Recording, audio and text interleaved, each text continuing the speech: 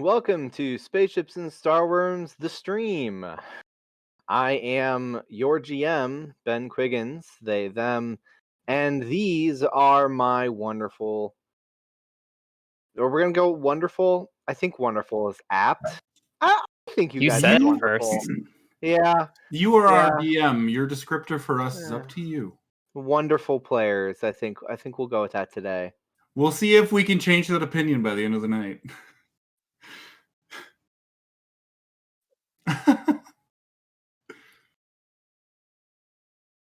You gonna introduce yourself? Yeah. Oh, yeah. Okay. You didn't. I was just waiting. You didn't really. You threw off the flow, Ben. Succinct. That was a You very threw off the Emperor's groove. You threw off the Emperor's groove. From you. Hi, I'm Steve. Average Calamities. I'm playing Scarix, the Bravash roboticist, and his big, wonderful robot friend Mars. And I would like to shout out to a couple of people. Terrible Trio Dice, who make some wonderful pieces. This is Mars's huge D20. Hell yeah. That they made for me, as well as Critical Hit Coffee, who provides a lot of my personality. Hi, my name is Getty, aka Ragnarok Rose. I'm playing the Proxy Paladin Twig tonight, and my pronouns and Twig's pronouns are she, her.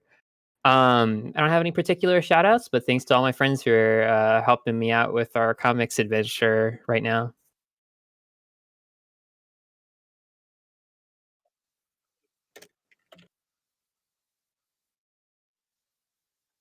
It seems like it's working fine.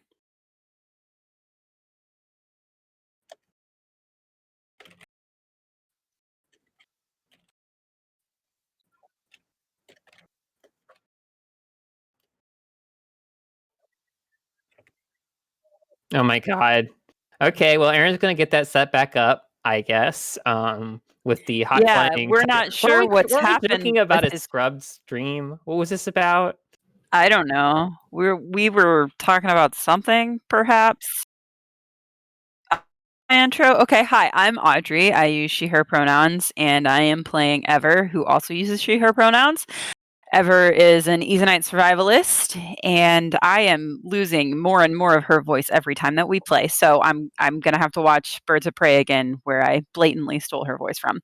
Shout outs tonight, our partner Funky Games. You'll see their ad at the intermission. Aaron has a cool dice box that comes from our friend Chris at Campa Creation Studio. Both Chris and his. I'm back. I figured it out. You got it? Yeah, I'm back. I got it. I figured it out. Can the chat hear Aaron now? I bet you they can, because I'm seeing audio levels now. So I'm glad that chat didn't hear this, but I was rambling to the whole team like, I'm just going to talk for 10 seconds without doing my intro because I'm pretty sure they can't hear me. And I do speak. So awesome. Well, sorry, Audrey, not to cut you off, but I would to do a special shout out to Campa Creations, creator of this beautiful dice box. They make hold on, I didn't even full screen myself, rip. They make this beautiful dice box and so many other things. If you're a fan of wood burning or all things cool, go check them out. Meanwhile, hi, I'm Aaron. Pronouns are he, him. I play the part of Fletcher Scott, also known as Arrow, a bard, College of the Diva. And the other shout out that I wanted to give out is actually to my brother, who's usually hangs out in our chat. He's in a ska band, which is the coolest thing ever. And if you haven't checked them out, they're called the Third Rates. Check them out on Twitter. And they're planning to drop an album later on this month on the 26th. So give them a follow and check out some cool music. Yeah. Oh, that's right. Usually Audrey does this. If you're not already, you can follow us on our socials, our social channels. We're at Starwyrms on Twitter if you don't follow us already. Spaceships and Starwyrms on Facebook and YouTube. You can find other episodes there. And also, if you're not already there, come join our Discord. Link down below. You can come hang out. And I think with that, I can go ahead and throw it over to the GM to get things started. Is that everything? We all good? I think so. We're fine. Okay. So, last time, you guys fought an abomination from between the realms of existence that had been sent through a computer program and out into the real world to kill none other than Hazel, who you had been looking for, Hazel Narayan. Hazel, who also goes by the screen name Grasper98, is the local leader for the Game Over Society, who kind of coordinates everything for this particular wing of it. You guys saved Hazel, freedom from their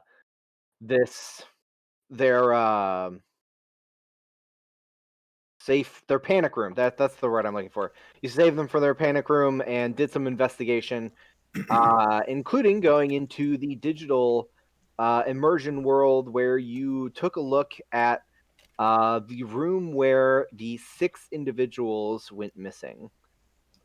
These 6 prospective members for the GOS, one of which you guys have already found the comatose body of, the Easonite Leads from Lightning, who is the local Flames head, and the reason why you're in this case in the first place. Now, with a list of the people and their addresses and real locations, who were at there, other than Lightning, of course, on hand, and some glimpse and glimmer that the Veerux are involved somehow in this particular occurrence, you guys are heading back out with your new driver and Flames member Char to go take a look.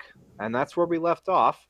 Hazel is looking into some things regarding the system and chains of networks. Going to see if you can trace down where the network identities were swerved off or were taken off to, basically. I don't know what word I was trying to say originally. It's okay. I make up words all the time. It's like a mix of swerve and go. I don't know. Anyways, so you guys are back outside the office building. The Night Vale creatures that had been flying around it are gone. And you did learn, if you recall, that those creatures may have been there because the abomination was there in the first place. As like a natural enemy type situation. But yeah, so you guys get into the hover truck, which is this like stony, craggy van powered by a magic core and hovering magnetically.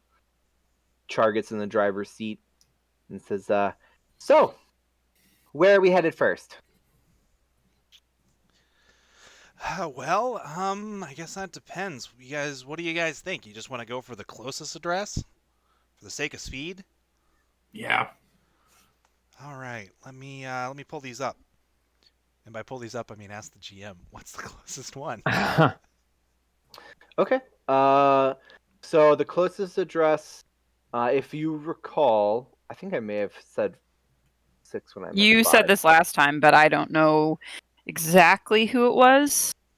Did I write it down? I believe I only gave you guys one actual name last time. And he was the guy we were going to see first. Yeah, that was the human. It appears I have the wrong notebook, so I don't fucking know. Let me check my notes. I flipped it open and I was like, Skywind. Oh, that's from our other game. Apollon Song? Yes, Apollon Song. Got it. Notes. Yep. They're successful. 10 points awarded to Getty. That is the human, and they are... I'm the good D&D player. Yep. 10 points to Getty door. One of us has to be. Shut your fucking mouth. Oh? Are you coming for the title, Audrey? Because somebody had her notes. The title is mine. So. This is what inter-party conflict looks like. No, this is what inner Getty Audrey conflict looks like. That's fair. Valid. Sorry, I'm checking my notes here. Steve in the chat, who's a part of a said mention campaign, is like, do not mention that name in my presence. Oh, yeah, well, we gotta kill him still, so it's fine. Yeah, we're coming for him. Why? He gave you guys what you needed. Did he? Quince. Stop making references to other games on the only public stream we have. Oh, that's right. Abso-fucking-lutely not. All right.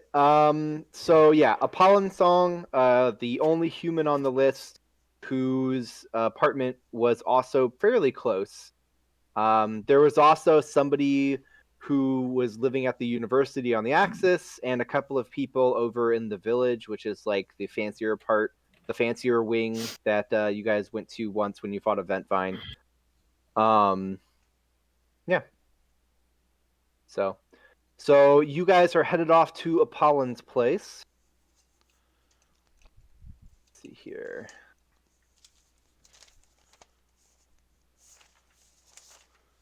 All right. So Char starts driving, and things are kind of quiet for a couple of blocks, before she like leans over and turns on the radio. Some low techno starts pulsing, and she says,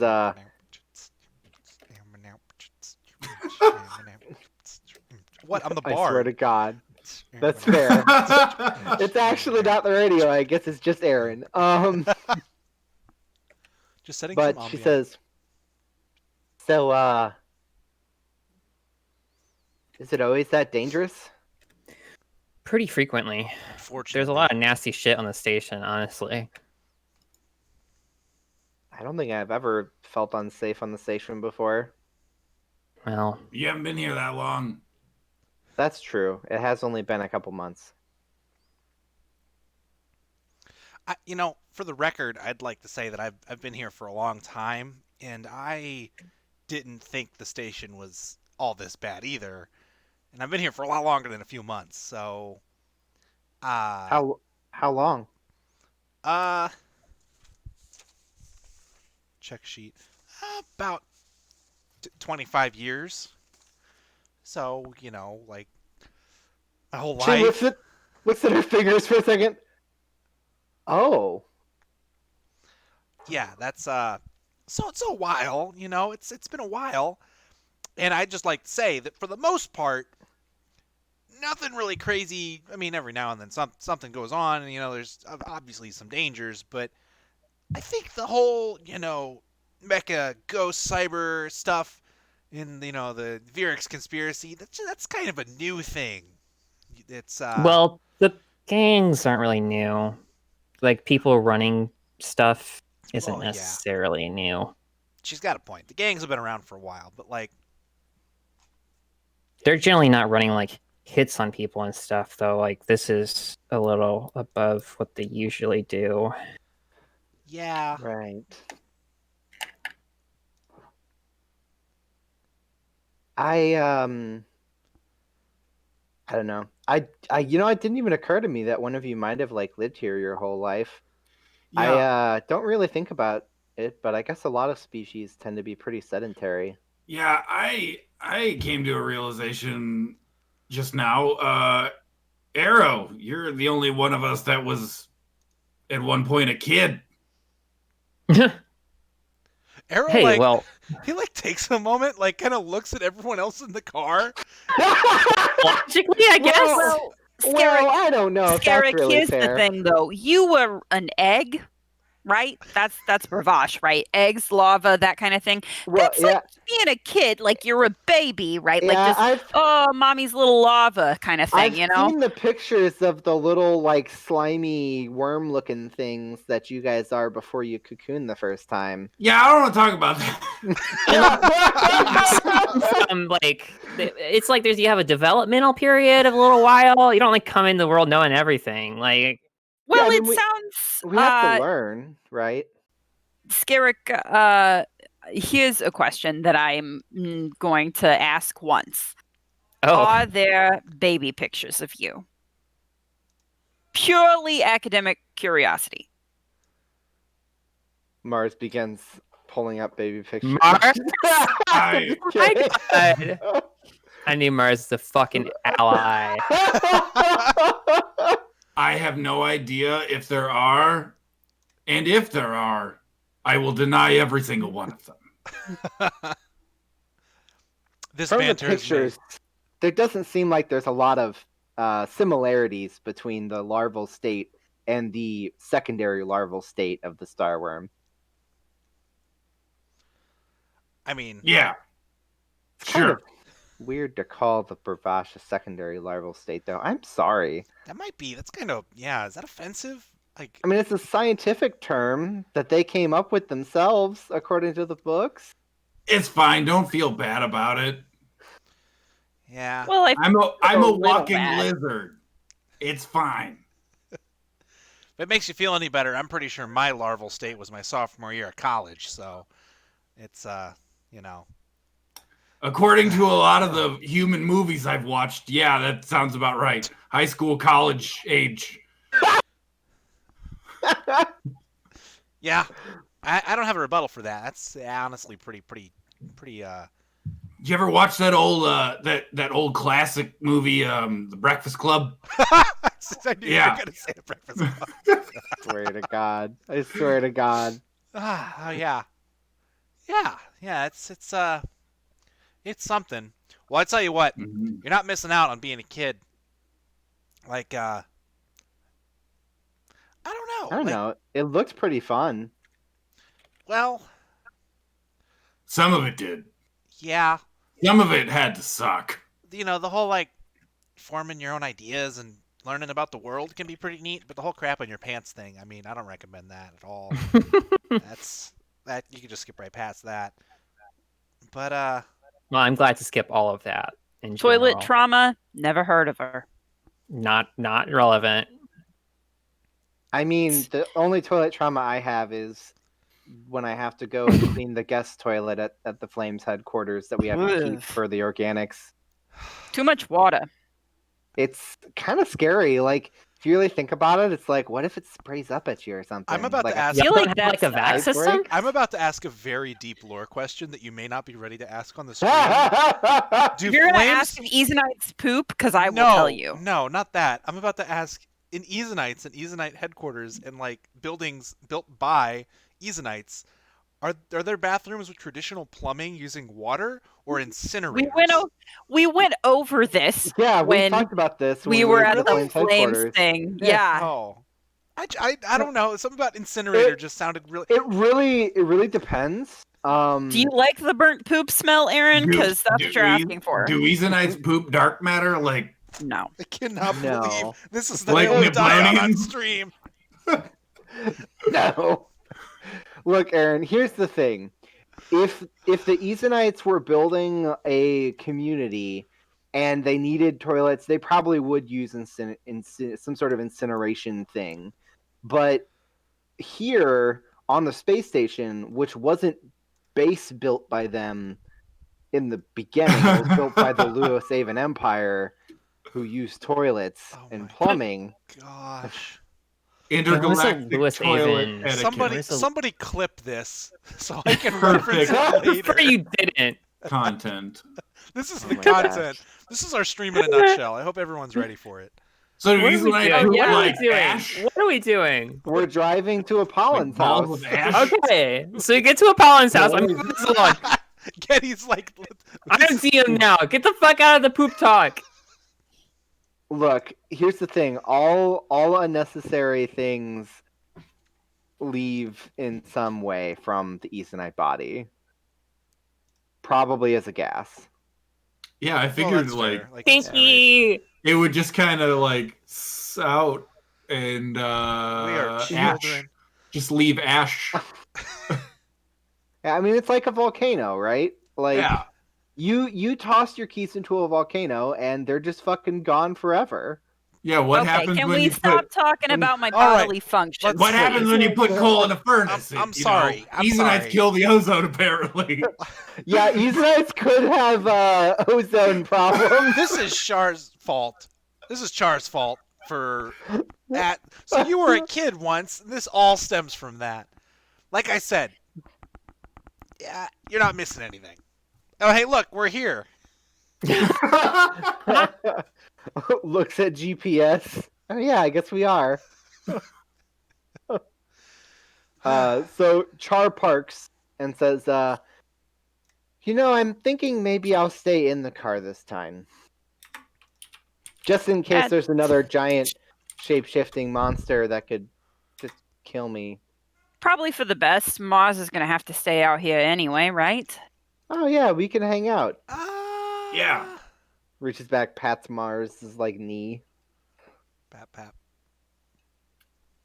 All right. I get charter level 3 if we don't. If anything them into happens while we're fights. inside, I'm gonna tell you the super secret password so that you can get into Mars and turn his emergency mode on. Okay. I'm gonna lean in real close. Okay. And whisper into what I assume is her ear. Yeah. They have a vibration cavity. Now I do have enhanced hearing. Roll perception. I also have enhanced hearing. Oh god. Roll perception. What do you say, Skirk? Do you want to type it to me? Hey Ben, I don't have I rolled a enhanced 5 and a hearing, 3 with my so- advantage, so I definitely don't know. 11. They don't hear. It's just you and Okay. me. They don't hear. Okay. I'll type it to you. Continue. No, but I want our listeners to know what your secret password is. He said it though. He did? Yeah. It's papaya. Papaya. Okay. I missed That's it. a good secret password. We need more segments of That's Scarab really whispering good. because it was so funny to hear you just go papaya. All right. So, got it. What is that? Pulls out her comm and starts like typing. Anyways, so you guys get out of the car. Apollon lives on the 4th floor of an apartment complex. That's actually pretty close to where your quote unquote headquarters are now. What's so Why security quote is unquote? bad? Why quote unquote? Non-existent. They are Yeah. our headquarters. That's true. Just because they're shitty doesn't mean that they don't exist. That's fair. It doesn't invalidate their status as headquarters, Ben. Oh my god. It's okay. Maury's No, I still meant- just raw about the whole thing. Security. You could have had great headquarters. I could have set something up. Maury's such a control freak. She is. Security here. Bad. Yeah, just completely. There's like a camera. All right. I'm gonna go look for a control panel. See if I can access that. It is. The door is also locked. Oh, To like the main building. apartment. Yeah, the main apartment complex door is locked. Huh. Is it an electronic lock? Yeah, of course. Do you need me for that ever? For a lock? For opening a lock? No. Shouldn't. Okay. Well, I'm gonna work on getting the camera. So you're gonna try and get on the network then? Yeah. Okay. So this building does not have a private network, so you're just on the network. Okay. So the security's really bad. Yeah, it's all on the public network. The camera feed, you can't find it on the network. It looks like it's probably manually wired. Which in a way makes it better, more secure, but yeah, it doesn't have any network capability. Where is it exactly? So the camera itself on the is on the outside. It just looks at the porch where the main door to the main building is. Okay. So wherever would be if she's trying to get past this lock, basically. Yes, I am. All right. And then Is the Arrow wiring helping goes into the me? building. So presumably maybe to the security desk inside. Mhm. Yes, Ever. Arrow will be helping you out with that. He wants to be useful. Perfect. Okay, so then I'm rolling with a Oof. with advantage because you're also proficient. At least I'm not At least I was. So 24. Okay, what are you doing to bypass it? Is this the thieves' tools or computers? Computers. Mechanics? Okay. It's computers. Yeah, okay. I mean, it is thieves' tools, but my thieves' tools are for electronics Yeah, specifically. No. Our thieves' tools have both components in it. As I was just asking what your method of... Sorry, I use my computers because the bonus is the same when I'm doing the electronic stuff with thieves' tools, but that's what it is. Thank you. So you pop off the front, cross a couple of wires. There's a buzz. The door opens. There's a click as the lock disengages. Nice. Well done. All right, we're in. As you push the door open, you see a portly woman rising from the security desk with a concerned look on her face, and a comm phone in her hand, saying, "Excuse me, ma'am. We're here to check you on better Apollon." go. I'm gonna call the peacekeepers. You shouldn't be busting through locks on doors. I'm sorry. I am deep personal friends with Olive Tasker of the Peacekeepers, and we are here to check on a Mr. Apollon who has been AWOL from his job and such. So we're investigating on behalf of the Peacekeepers. Yeah, we probably should have just Do you knocked. want me to roll something? Roll a deception check. Sure. There's some truth in there, but there's also some not truth in there. So We should have 14. just knocked in hindsight, but she goes, well, why didn't you just knock or use the buzzer? You know, we did. We This is Scarrick. We did. Yeah, it. Apparently the walls are too thick. yeah, I have very. Deception check, you fucker! Hey, can Arrow help? I have really flimsy wrists. You know, I was a Oh my child God. once. Oh my god! Oh, Yeah, I guess you can roll it. I guess he's helping you, so you do have advantage. But I guess he's helping you.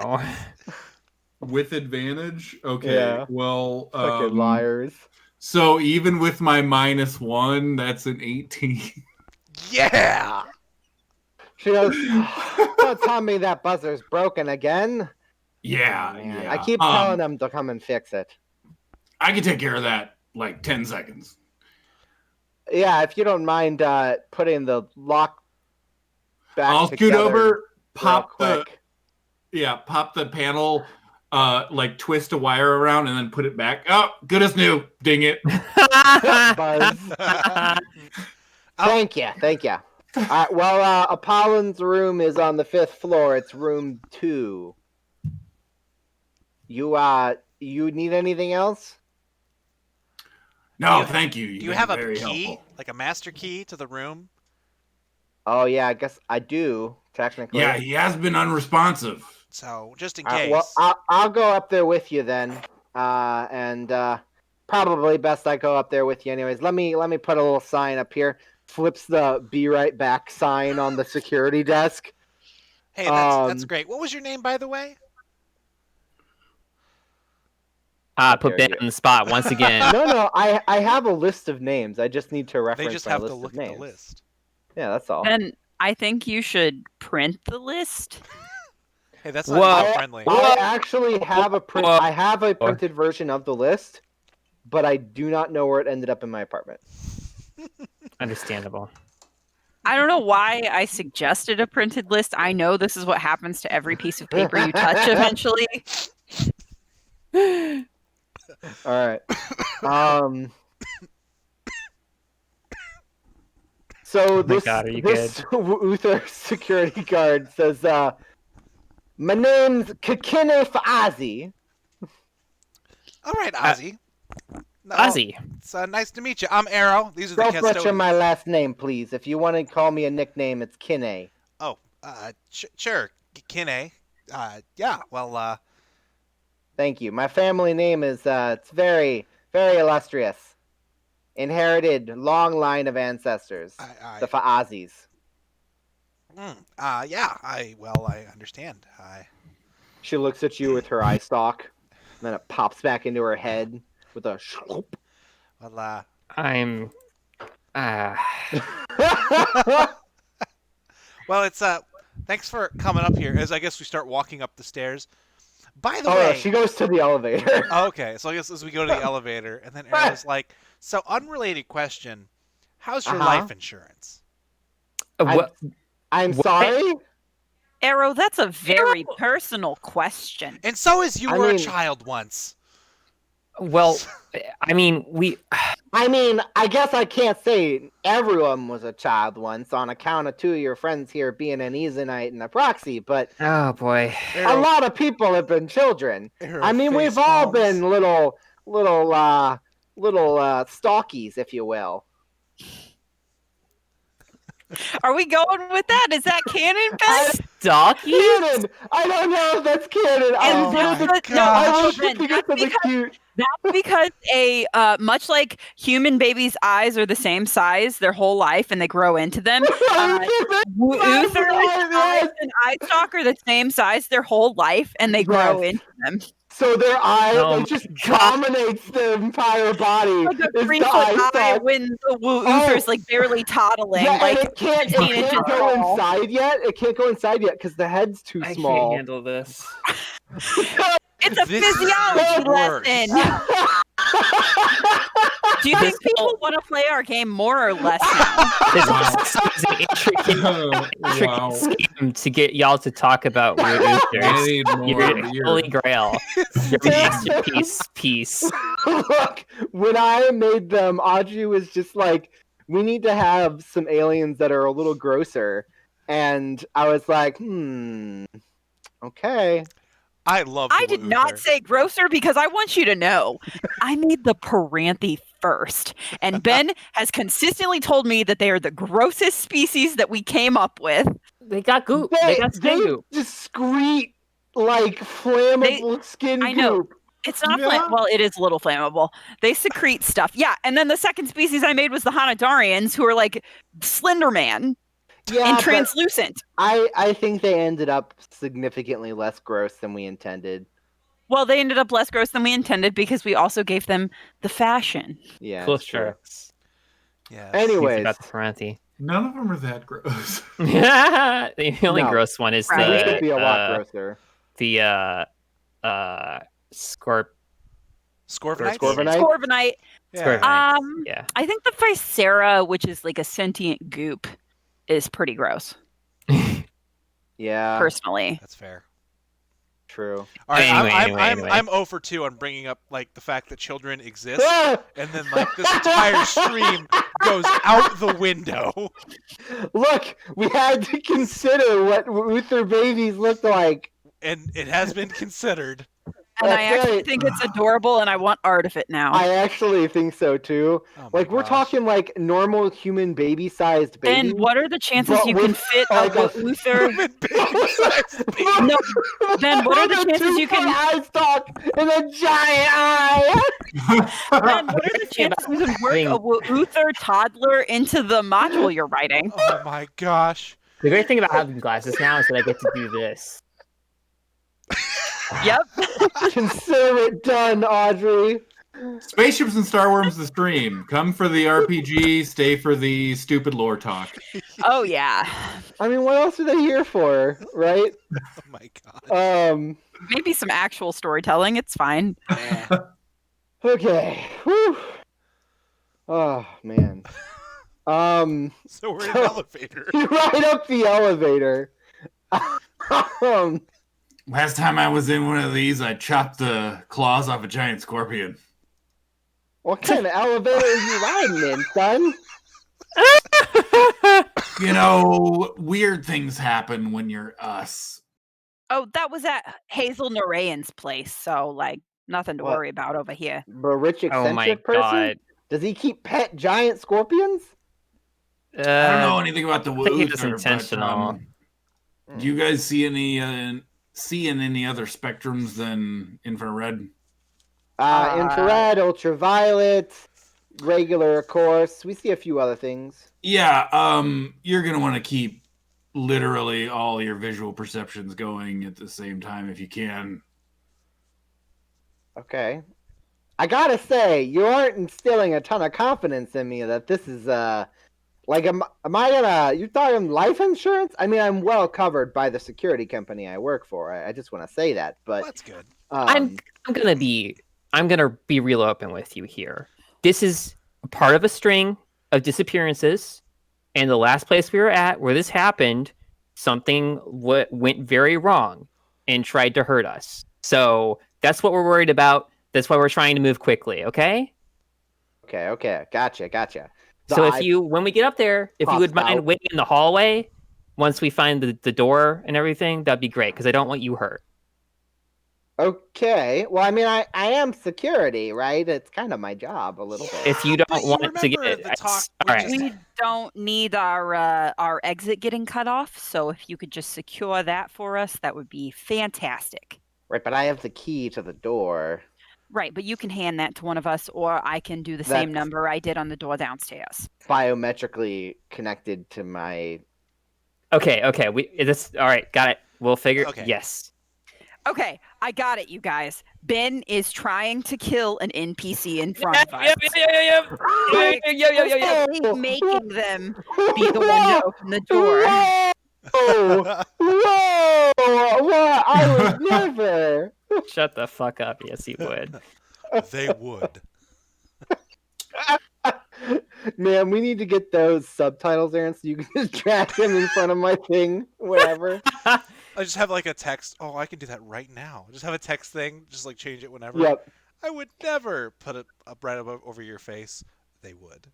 All right. The elevator stops. The door slides open. It's a quiet hallway. There's only 3 rooms up here. Security guard points to room number 2. Says, well, let's start with a knock, right? What? Is that a gun?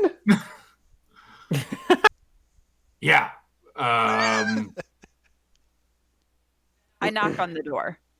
I guess technically I was supposed to pat you down earlier. God. Nobody answers. All right. That's dead air, so I switch to infrared and see if I can see any heat signatures through the door. Oh, good call. You do not. It doesn't look like anyone's in there, but Yeah, I don't see Let's anybody open. either. Bing! And she steps back after unlocking it. I'm gonna push the door open. Slides open. And a wash of like incredibly cold air kind of puffs out into the hallway. And when I say Like, incredibly cold, Fuck with sensors cold. no, it's more like this apartment was somehow super chilled to like 32 degrees Fahrenheit. oh god, so colder than So the freezing. average refrigerator. Yeah, That's 0 And definitely degrees not Celsius. livable for a human. So definitely not livable freezing point of for a water? human. Yeah, roughly. Okay. Okay. Ooh. Cool. I'm gonna enter. Apollo. No response. Song. What's in here? So As you I step inside. Yeah, you step inside, and it's a pretty small apartment.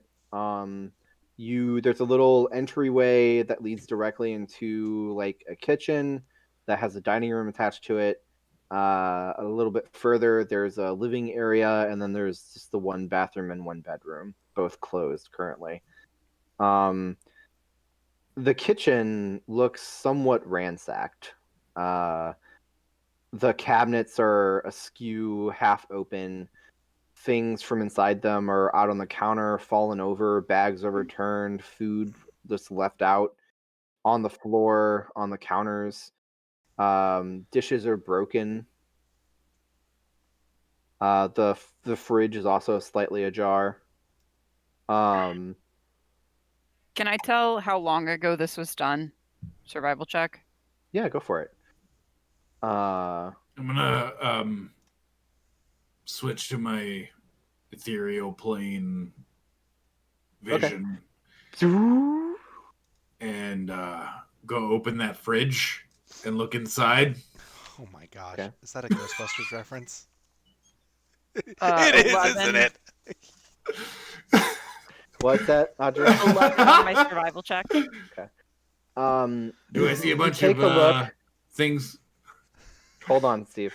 So you take a look, Oh, Audrey. no. Ever, you kind of glance around, check some stuff.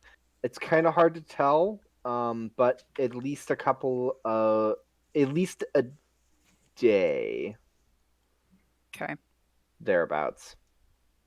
Maybe a little less.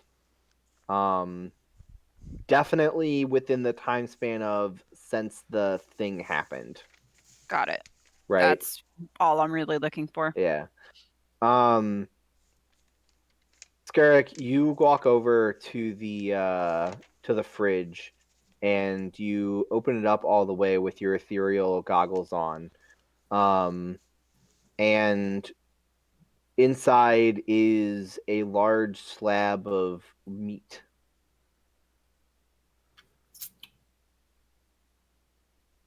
It's like just sitting on top of one of the racks. I have a question, and I know that I'm not interacting with it, but if it's in the fridge, technically, would it be warmer than everything else in this room? Yeah, the temperature's about equilibrated around the fridge, so yeah. Sorry. Okay, bless you. I'm gonna close the fridge. Also, No Zool. Well, that's good because we're only level 5. I don't think we could take Zool. Oh my god, shut up. Anyway. I had something I was gonna do too. I guess Arrow's gonna look for I guess go into the bedroom. Yeah, you pass the living room, which is similarly disheveled, with the couch torn a little bit from one of the armrests. It looks like something that was mounted on the wall is missing. And the screens and everything are in normal place. They're off. You said something looks like it's missing? Yeah, there's like a rack mounted on the wall, but the thing that the rack holds is not there. Huh. That's Roughly what size is the object that's missing based on the size of the rack? It looks like Ever would spot it pretty easily. It's definitely a sword rack. Okay. You and your swords. I have, excuse me, no swords. You I own have 0 desired swords. several swords throughout the course of this I have desired campaign. 1 sword. As soon as we confirm nobody's here, Scarrick's gonna ask to look at the security footage outside. I want to open the bedroom door though, because we haven't checked all the rooms yet to Yeah, make sure I'm there's next no one to here. That's a you. good call though. But yeah, let's I guess Arrow will be like, huh, something's missing. And then continue on to the bedroom. Okay. I assume right beside Twig and Ever. Yeah, you push open the bedroom and you see that there's like a little corner bed, but most of the room is dominated by a immersion setup, like an immersion rig. Is there anyone connected to it? No. Huh.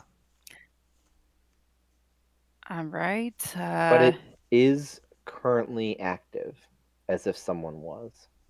Is the so is the computer up and running? Yeah, the computer's on. Does it require a password or what is it showing if not? It has no screen to interact with unless you put on the immersion helmet. I can't because I'm an Easonite and I need a special helmet. So. Oh, I mean, True. I can take a peek. It looks like it's still on. Arrow, Wait. can I say something really quick? I Given that think- we know that this is probably some sort of Veerux thing, do you think that maybe a non-human person should be the one to try it out first in case there's some sort of like brainwashing? I've seen a lot of late night TV. No, wait, I like wait, to think wait, I'm wait. immune to brainwashing. No, I got this. Yeah, as okay, No, right. Okay. I'm just gonna reroute the visual feed into my personal computer so that that's we so can much smarter. see what they see. So Do- you don't is have to there- It's over actually here like, connect. let me just plug the HDMI into mine. Don't be an Is idiot. that necromancy All we need is the umbilical visual cord feed. we saw before still in here? Is that something that's in here? Yeah. Sure. Do I see anything in the ethereal plane, like the weird connection to yes. the modem?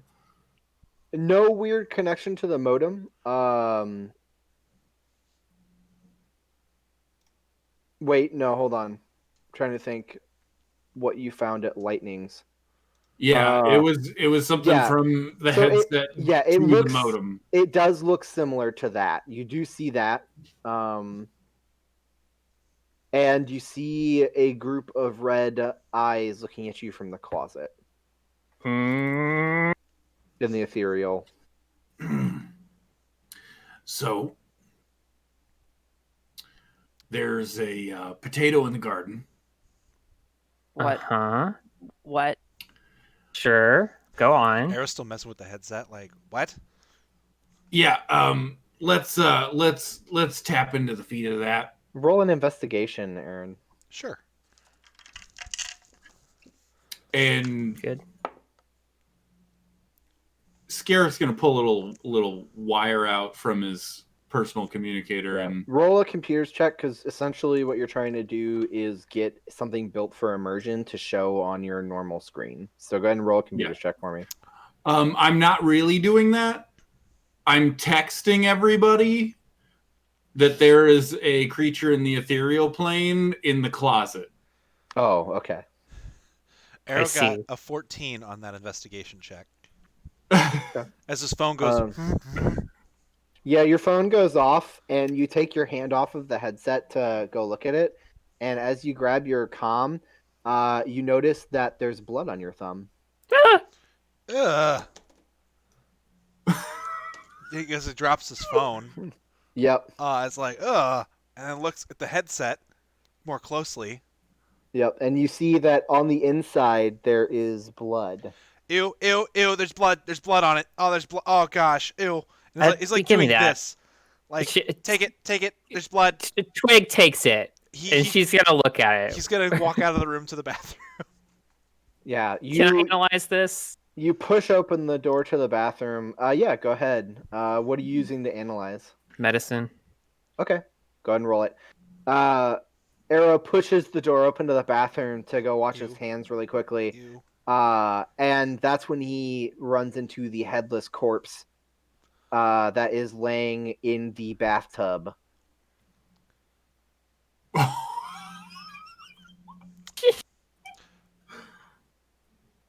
So, okay. It looks like it's just blood, Arrow. Okay, so Arrow's going to turn the light on. See that?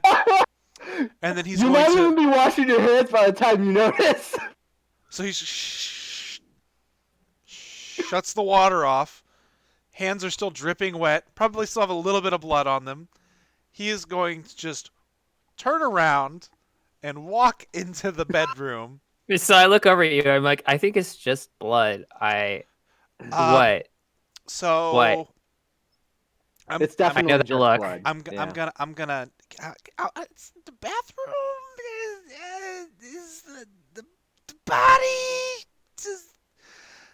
I'd like to roll a con save. No, I don't. I just faint. Garrett's gonna pull out his gun again and aim it at the closet. Arrow just passes out. Can I roll to catch him? Yeah, go for it. Roll dex. And it's a nat 20. You catch him. Oh my god! Catch is good. Arrow is first down. Scarrick is drawing and aiming at the closet, and it says, "If you can understand me, come out slowly."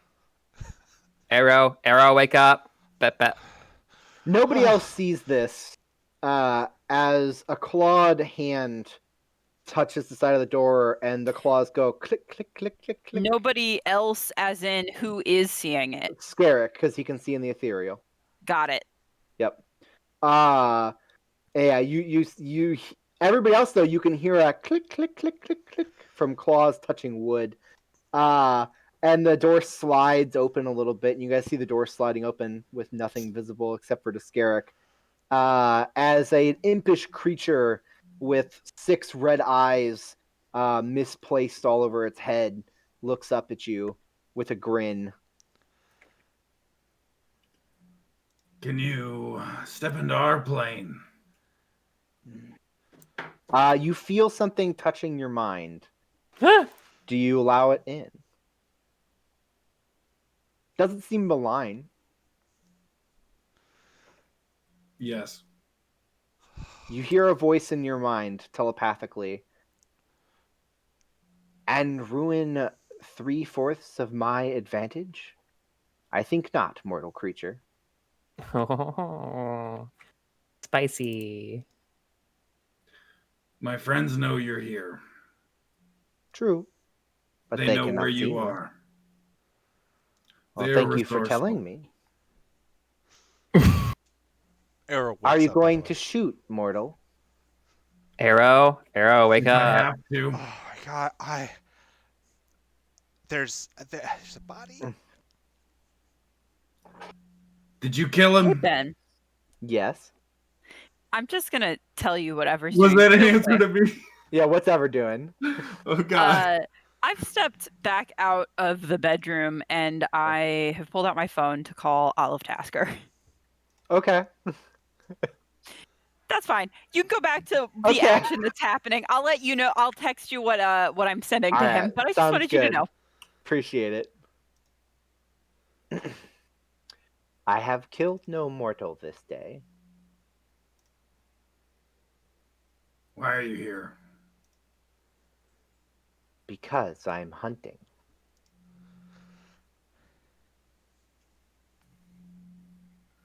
Scarrick relaxes a little bit. Hunting what? Abomination. Oh my gosh. Scarrick holsters his pistols, and we might have something in common. Because we just fought a big one. I thought I felt a presence leave this plane. Shapeshifter? And the little imp becomes visible on the material plane like a... Good. Just looks like a mixture of shadows.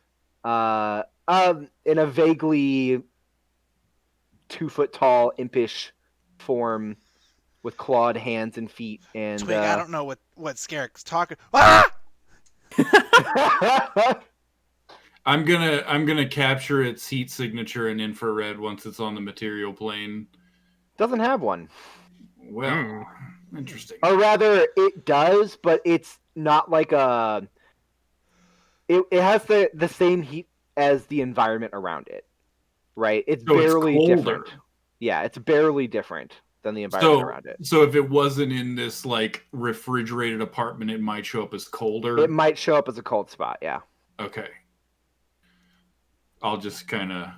I'm gonna. Okay. Listen to that, ghost hunters! Night Vale creatures could be responsible for your cold spots. Oh my god. Anyways, Twig's like, she gently sets Arrow down, and then she stands up. She's like, "You got this? Hello. You know anything about that body?" Arrow gets up. Yeah, there's a body in the bathtub. It doesn't have a head. Don't be rude. I'm Scarrick. one shouldn't give out their name so easily. Yeah, Scarrick. That's kind of a classic. I love Scarrick so much. Why does that matter? You may call me Anvaya. Okay, Anvaya. We are the Kestodians. Kestodian. You are janitors. Of sorts. Yes. In a sense, but the messes we clean up are a little more complicated than puke on the floor. That makes sense considering who you have with you. And Anvaya looks at Twig for a moment and then back at you. Excuse me? Well, I mean, we are a bunch of weirdos, but... I know something of the body in the other room. Can you elaborate on that? Of course. What will you give me for it? I see.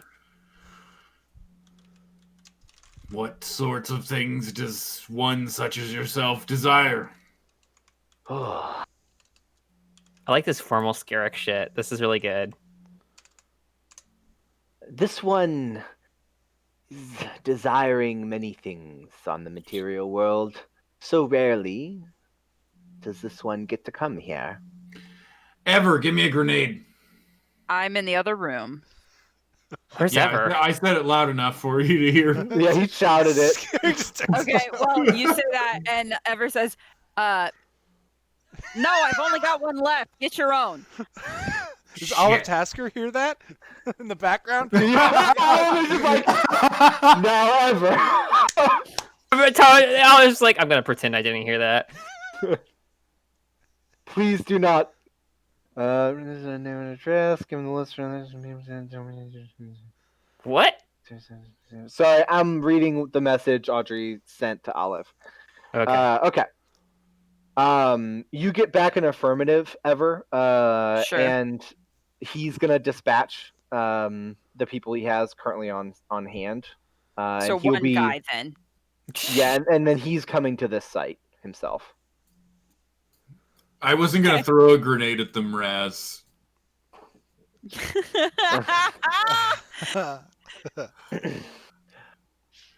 Perhaps something I can eat.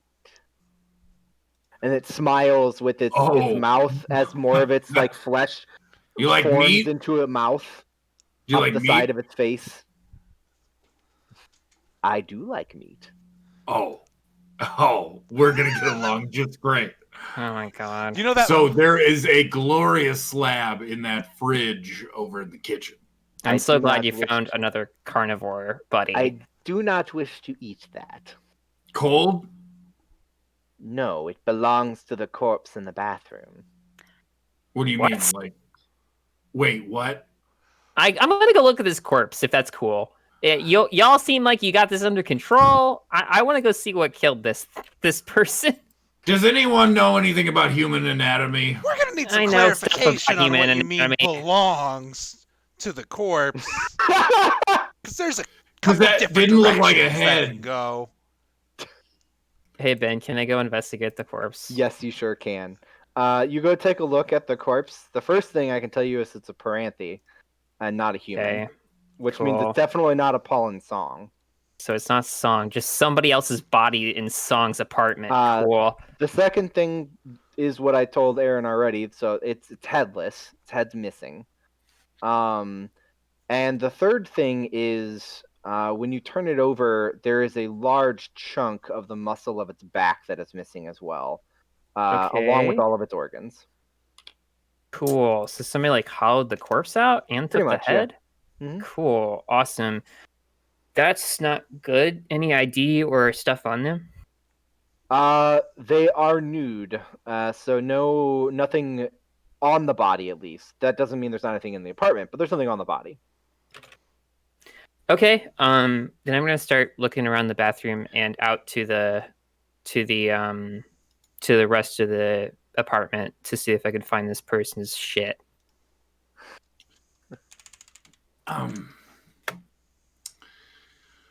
As she like exits the bathroom, she's like, Arrow, close your ears. Okay. Arrow closes his ears. Somebody like took the head and like tried to eat all the shit inside of it or something. Like all the organs are missing. I don't know much about like Veerux ritualistic tendencies. Okay, I know you said to close my ears, but I did not close them hard enough because I was curious. I figured. He needs to hear this stuff. Well, you know the thing about the crazy human empire cult, the Veerux being cannibals. Unfortunately, She- yes. Like lifts her hands and is gonna start searching through the bedroom. It's not exactly cannibalism because they don't eat their own species. This is Ever coming in like I tucking her cannot- phone back in her belt. Consumption gosh. of sentient species as cannibalism in my Well, book. it's a moral crime. No kidding. I'm just saying the textbook definition of cannibalism is something that eats its own species. So They are, by definition, the opposite of cannibals. They Oh only my eat sentient species that aren't human. So it's real fucking gross. You know She what? just starts grumbling. I thought hello. when I closed my ears, I thought that was the worst thing I was going to hear in the next 60 seconds, but that is the worst thing I've heard. And Vaya. Yes. Skerrick pulls up the. Oh yeah, Ever didn't see it appear before, so now she's seeing it. The image of the eye on his wrist computer and shows it. Are you familiar with the symbol? No. Do we have a new member? Do I get a say in this? Like, what is happening here? And Vaya here is an ethereal creature who was apparently hunting some of the abominations that we have previously encountered. Are they good at it? Sorry, by the way, and Vaya, that meat, how do you prefer it? Raw, cooked, bleeding? Can we not? Well, right now, just well, honestly, it's really a matter of mood, isn't it? They all have their own carnivores, different tastes. I'm gonna. But as a time out real rule, quick. I am not supposed to eat the sentient creatures of. Yes, Audrey. Yeah, my timeout is to make sure that we're heading in a direction where we're not talking more about eating sentient species. Yeah, no. Yeah. I'm right there with you. It's just part of our decree. Don't worry. As my friends can tell you, if you're in the market for meat, I can help you. Oh my god. Well, go ahead and roll an investigation check for me, Twig, since you're looking for that person's stuff. Sure, yeah. Investigation. It's going to be an 18.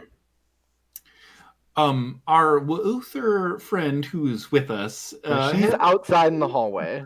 Okay. I'm gonna go ask. I was gonna say, I was gonna ask if she had any kind of reaction to Arrow freaking out. She's outside in the hallway. She did say, "Is everything all right in there?" It's fine. It's fine. Don't worry about it. Actually, I have a question real quick, so I'm gonna go talk to her. Okay. Yeah, what can I do for you, dear? Are there Paranthi living in this building? In this building? Mm-hmm. I don't think so. I mean, we've had them before as residents, but I don't think anyone right now is living here as one. Sure. Just the peacekeepers are on their way. This is gonna now be considered an active crime scene.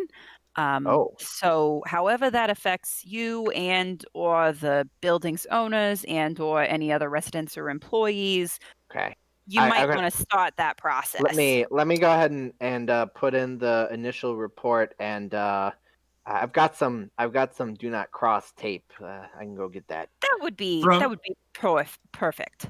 From the other room, you hear, "I want to see those security tapes."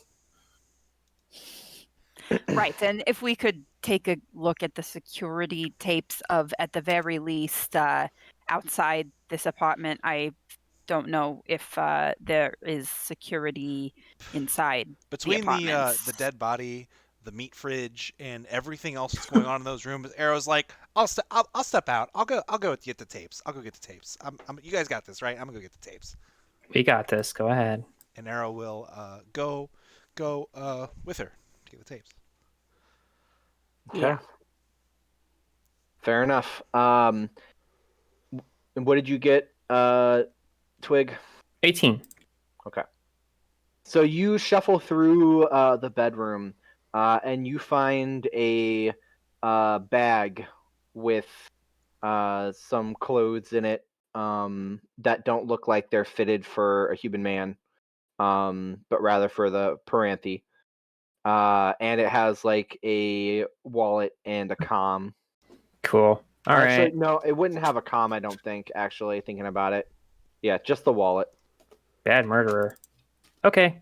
Cool. I'll make a mental note about that. And I mean, I'll just keep looking around. Okay. The ID, by the way, the name on the ID is one that you recognize. Oh shit. It is one of the people who was in the call, in the GOS call. So another one of the Arrow identified. Yeah. Another one of the potential people we have on the victim list for this. Hey, Scarrick, this is one of the crew, that were in the class. Oh hell. We got to get to the others. We have somebody at Lightning's place, right? There's a peacekeeper there. Oh boy.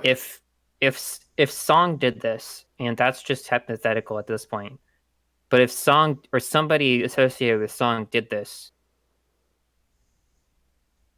do we know what the other non-humans are on the list? All I know is that he's not here. A dead body's here. We need to have Ollie put out an APB on Apollon.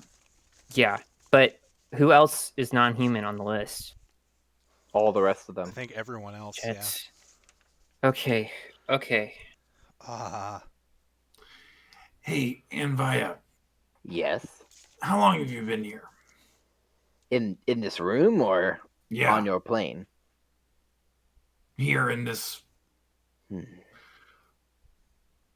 dormitory. 10 drops. I don't know what that means, but I'm assuming it's not long. No. 10 drops of blood, and I will tell you everything you wish to know. Oh, hell. What the hell are you? Some kind of devil? Of course not. I am a creature of the Night Vale. Is this like a binding contract or something? The blood of mortals isn't something that we're typically allowed to take unless they wander into our space. But freely given, it does provide us with more power. Scarrick, Twig stands up and turns around and is like, "No offense to you, and I'm sorry to interrupt." And she crosses her arms and she's like, "But Scarrick, I don't think that's a great idea. And you've been very kind and very good, but we really have no reason to disqualify you here from the list of suspects for the dead body in the other room." That is true. That is true.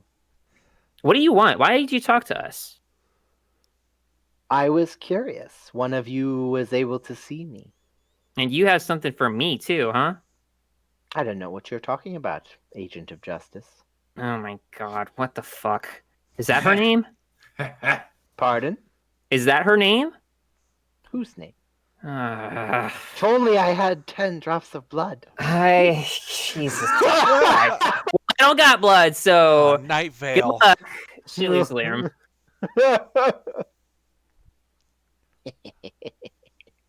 Well, what if it's not? What if it's not exactly blood? What else would it be?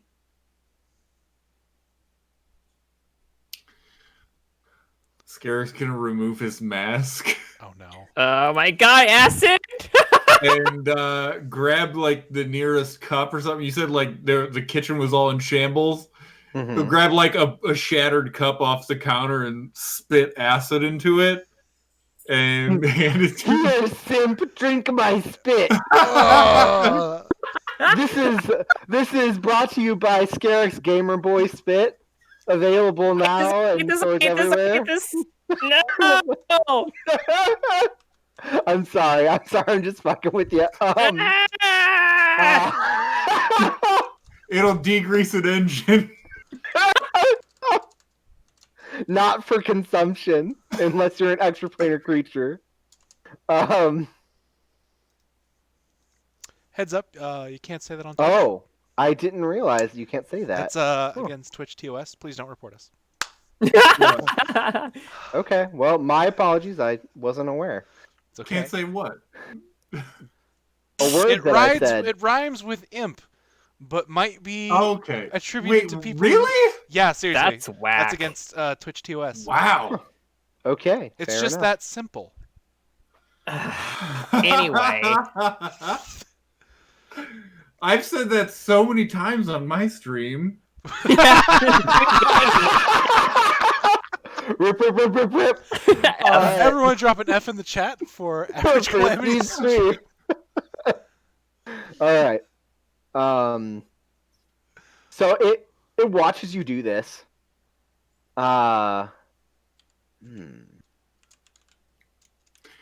It burns like hell. For that, I will give you 3 questions. Oh. Okay. Well, Curiously, I wasn't expecting that to work. what have you seen since you've been here? Oh no, I need the drink now. Oh, yeah, here you go. Yeah. Thank you. Sure. It eats the cup. What a power move. There's a green flare to its eyes for a moment. Glass is all right. It's not. It doesn't taste great. I don't have taste buds. Oh, okay. Well, so first question, what have you seen since you've been here? Let us see. I arrived, and I was chasing the essence of an abomination, which left behind that connection between Digital machines. Yeah. I watched that for some time. There was a person, a human, in the chair with the helmet on. And eventually they took the helmet off. And they shambled out of here like one of the undeads from the Night Vale. Ah, yes. I've seen many zombies in my time, and I should think that he rather looked like that. He stumbled out of here. I went on a chase. A smaller abomination slipped out from that creation. And when I got back, there was a body. Partially eaten, partially dissected. It did not interest me. What you mortals do to one another is not my concern. So, unless it is bringing abominations into your material world, which unfortunately mortals are wont to do, as they are naturally stupid. I 100% agree with you. This, and this next question you may just want to answer, considering I'm trying to help you out. What do you do with the abominations that you hunt? Do you try to eat them, or do you just, is it your duty to hunt and kill the abominations? It is my duty. Okay. It is my purpose in existence. They cannot be eaten, but when destroyed, the energy they release can be supped upon.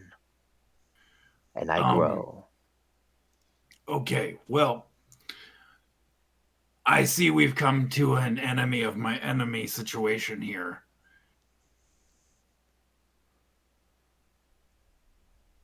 We fought a very large shapeshifter that I'm assuming is one of the abominations you were talking about. It was a digital trap for an associate of ours. From this eye that you showed me? I believe so. Tell me, what shapes did it take? What did it prefer? Insectoid shapes. A Yaquix.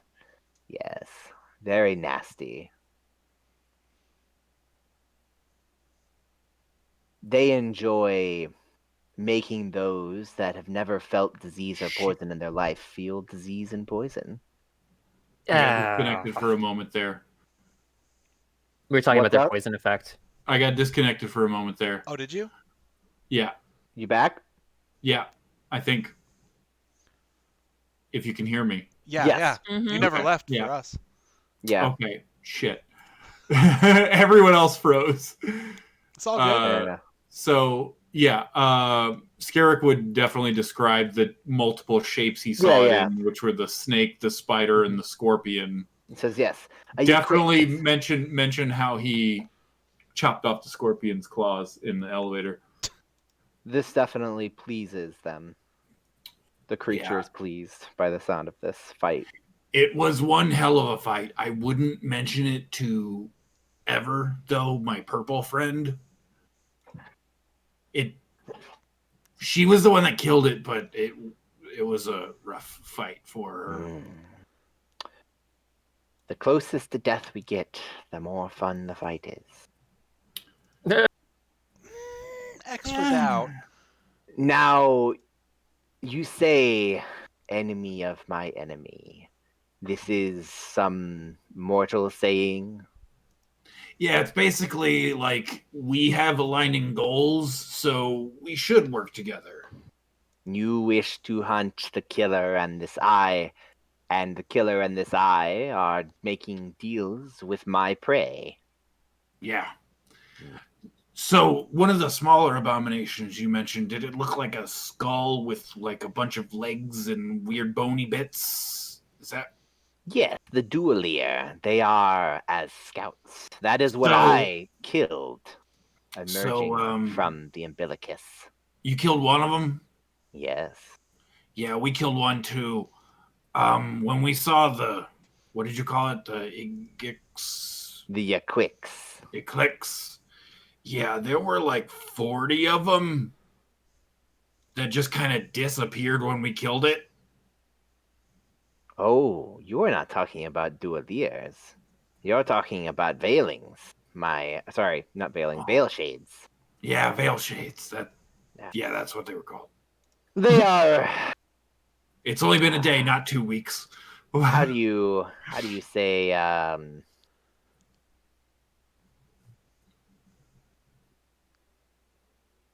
hunting dogs?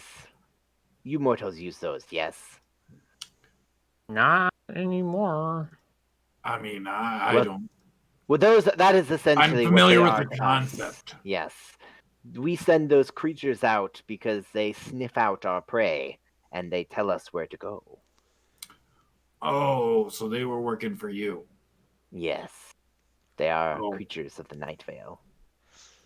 Well, we did kill one, but it was into self-defense, so you understand, I'm sure. I do not care. Good.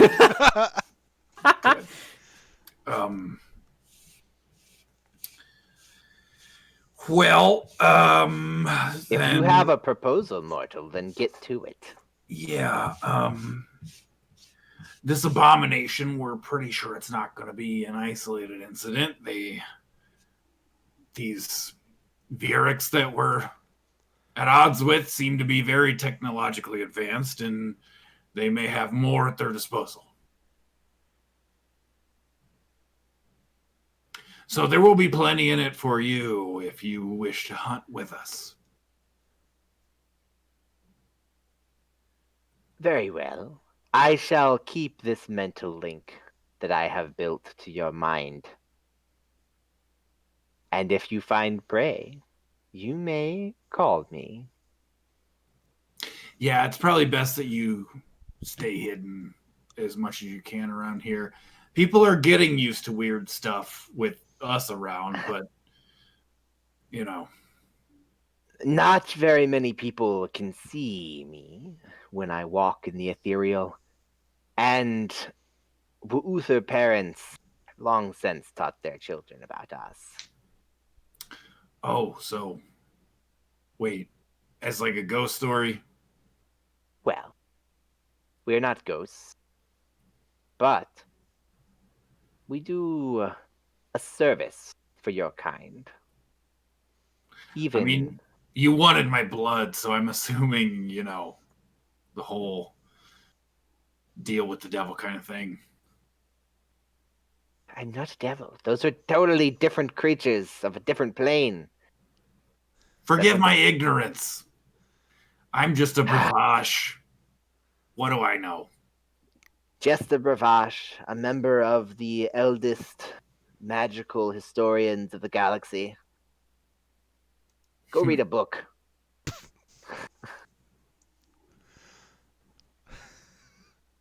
It has been entertaining. Call upon me if you find a creature. It would seem that this is now a dead end. And it starts walking over to the window, and for everybody else, it vanishes again as it shifts back into the ethereal. The window opens. Scarrick, you see it climb out.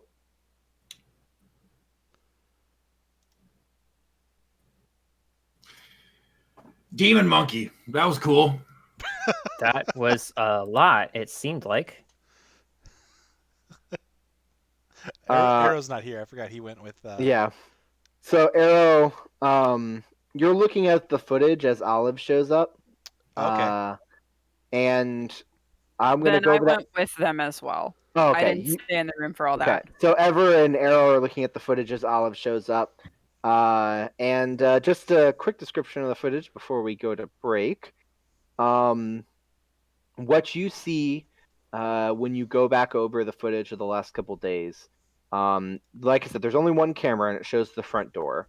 You see the door like thud a couple of times and then slide open, and then you see a hulkingly large human man like stumble out as if incredibly wasted, wearing like a lot of like a number of layers and stuff, so it's kind of difficult to tell.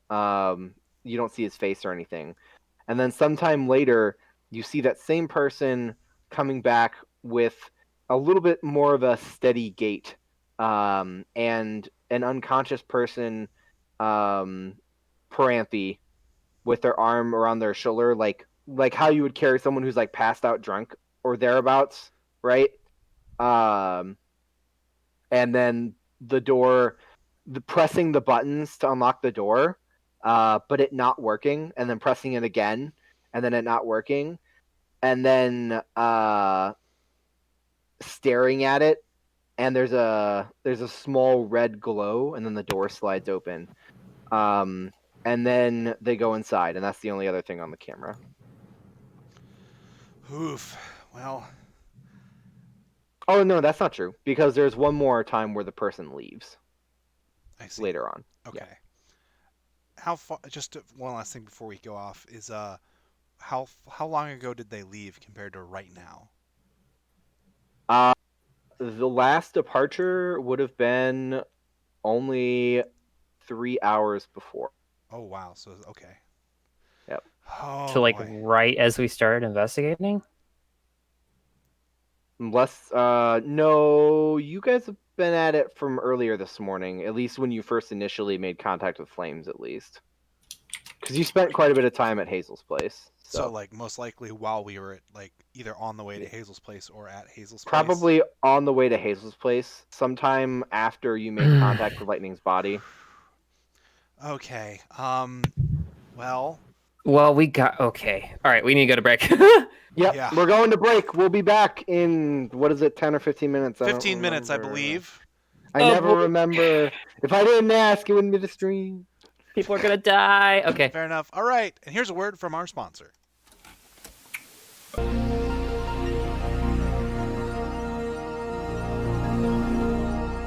Hey you, on the couch. Are you looking for sweet video game playthroughs and content? Well, you're in luck because it's coming soon to VHS cassette.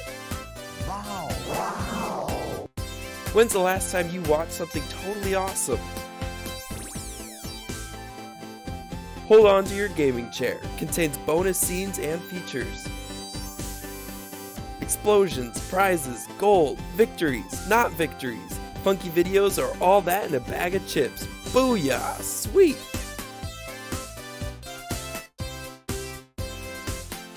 Just connect to the World Wide Web and a world of totally awesome video game content is at your fingertips. Wow! Now available on Home Funky Video.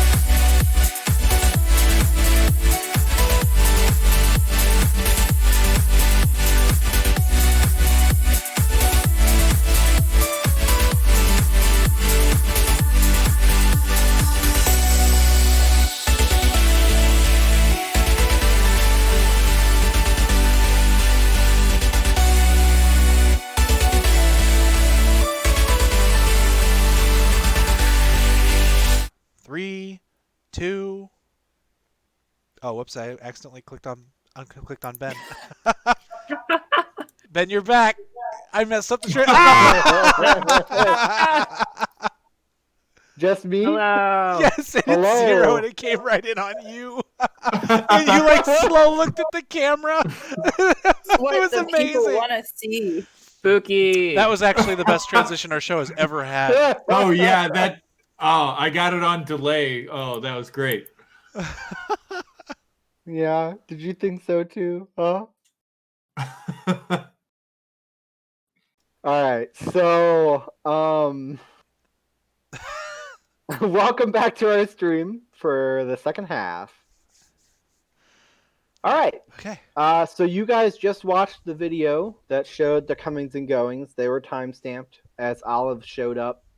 I assume you kind of give them the basics, the rundown.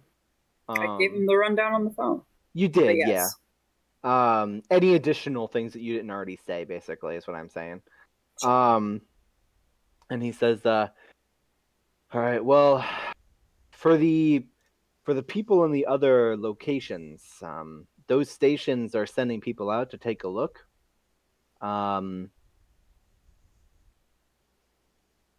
As for the only other person here outside of Leads from Lightning, whom we already checked on, my guy just called in. Apparently, all's fine at that apartment right now.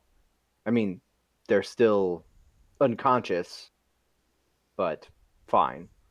Haven't heard back from the other one in the sweeps as yet, or from the two in the village, or the one on the Axis in the university. Have we found out any more about him? Was this About just them? a message, or are you talking to Ollie? This is Oh, Olive. Ollie's here. Yeah. Okay, Yeah. yeah. Do we find any more about those others? Because Leeds was, like high-ranking member of the Flames here. So, like, were any of the others important? No, it doesn't seem like it. It looks like they're probably just victims of chance. The fact that they happen to be It logged was in. just convenient. The center of the attack seemed to be that immersion network rather than a specific person. As a note, Twig is once again standing in the doorway, kind of just warily watching, and occasionally contributing. Well, Ollie, did we fill him in on what happened to Hazel's? Yeah, I did. Yes, then yes. We're fully expecting more attacks like that to happen, as long as the Veerux are messing around in Kestia's digital space. Right. I have to say,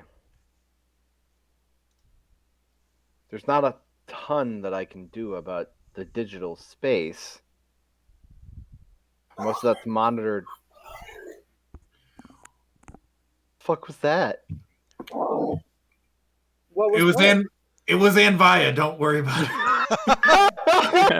Steve, was that you? Was that in your No, mic? I have no idea what that was from. That wasn't from my end. Probably it was my mic because I appear to be lighting up like I'm talking when I'm not talking. Ghosts. Ghosts. Ghosts. Veil shade creature. Veil shades.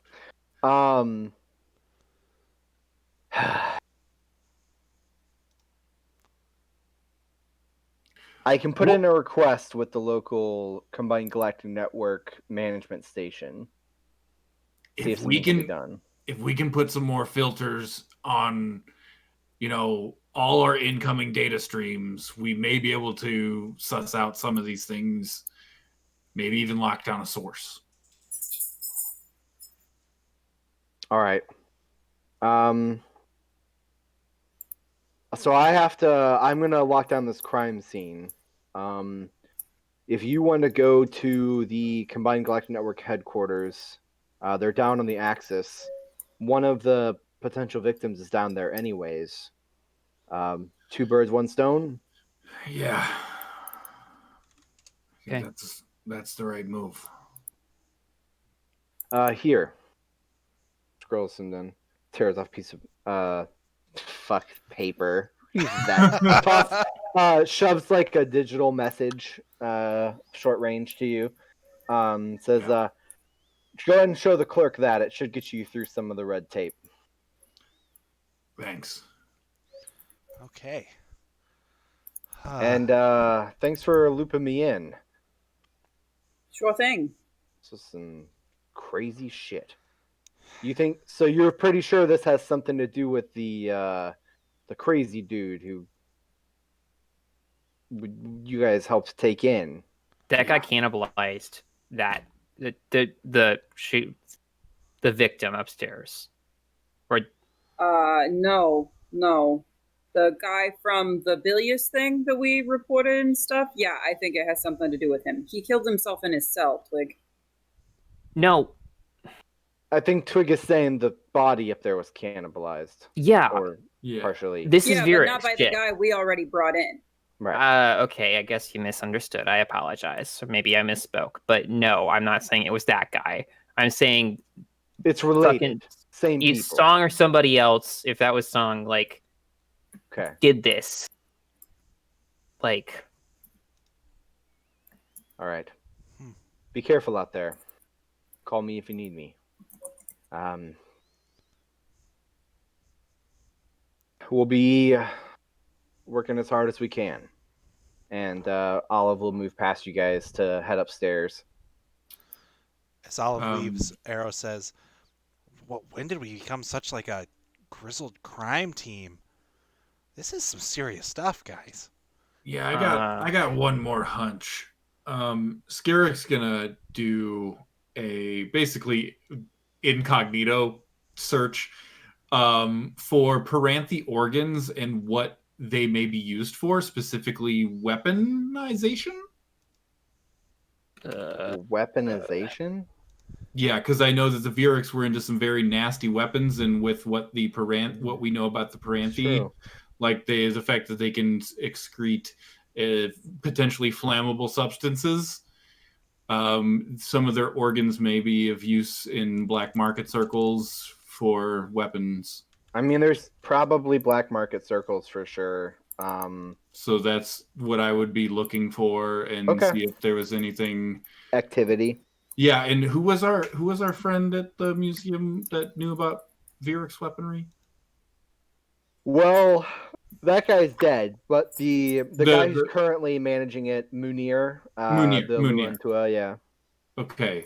Yeah, I'd probably put out a message to him as well, asking if if he knew anything. I'm sure he's had time to kind of research and study up on all the stuff that's in. Sure, he's been doing that with Twig. Yeah. Yeah. Okay. Yeah. Okay. Sure.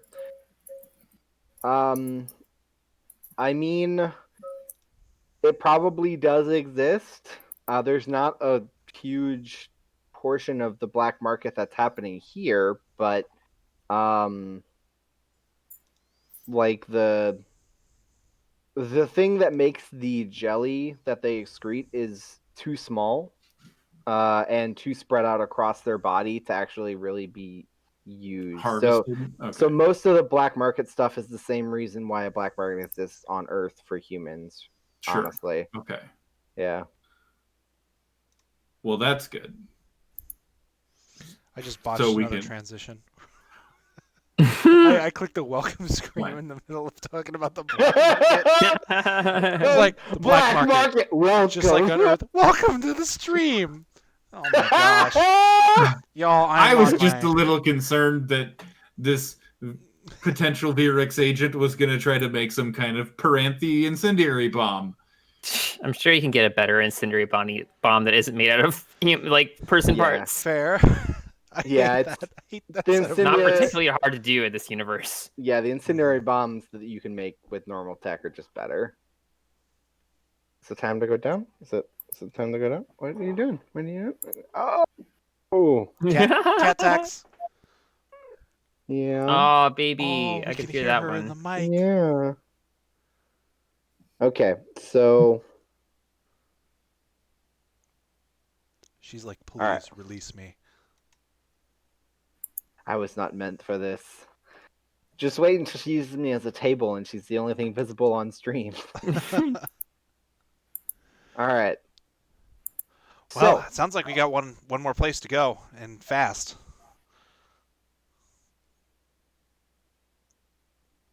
Unless I'm Okay. misreading that. no, I don't think so. So you guys head out and you find Char leaning out of the driver's seat going, "Was that a peacekeeper? Yeah. Everything okay?" No. We found a body. I'm guessing not an unconscious one. She shakes her head. Okay. Well, that's all I need to hear. She nods. Yeah, we've got one other place to go, and I think we should probably get there quick. It wasn't pretty up there. Where are we going? We are going to wherever the GM says we need to. We're going to the GC headquarters, right? Or Yeah. The GCN. The GCN. The Combined headquarters. Galactic Network headquarters. Yeah. Take us to the hub. Well, that's on the Axis, so I can't drive you there, but I can drive you to the Axis transit station. That sounds good. Okay. And she does so. As we get in the frozen. car, sorry not to interrupt, but as we get in the car, Arrow says, Steve's frozen? Yeah, Steve looks like he's frozen to me. I'm going to try and fix that. Steve, Or... let me pull up the Steve cam. Let's technical difficulties real quick. Can you guys hear me? I can't Yes, tell which, yeah, we can hear you. Which button on my mic is mute, or if my mute button on my mic's not working, or if I'm not on the right mic. Steve, are you back? I think so. Hey, there we go. Yeah, you were frozen for a little bit there. Okay, we're back. What's the last thing you heard, Steve? We were talking about where to go. Okay, perfect. Okay. All right, so we're headed to. She's gonna drop. She drops you off at the Axis transit station. You guys make your way to the Axis. Before we leave, I'm like, Char, if you can stay with somebody or at least keep somebody around you, please do so. Okay. Okay, I will. Yeah. Also, Char, you hopefully don't need to worry about this, but you all saw the footage, right? You saw how big this guy is, right? Like, I'm talking huge. Gosh. And?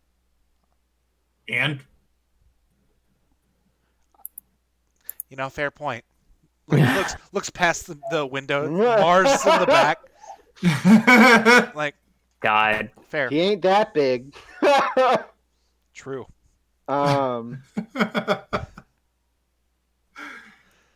Okay.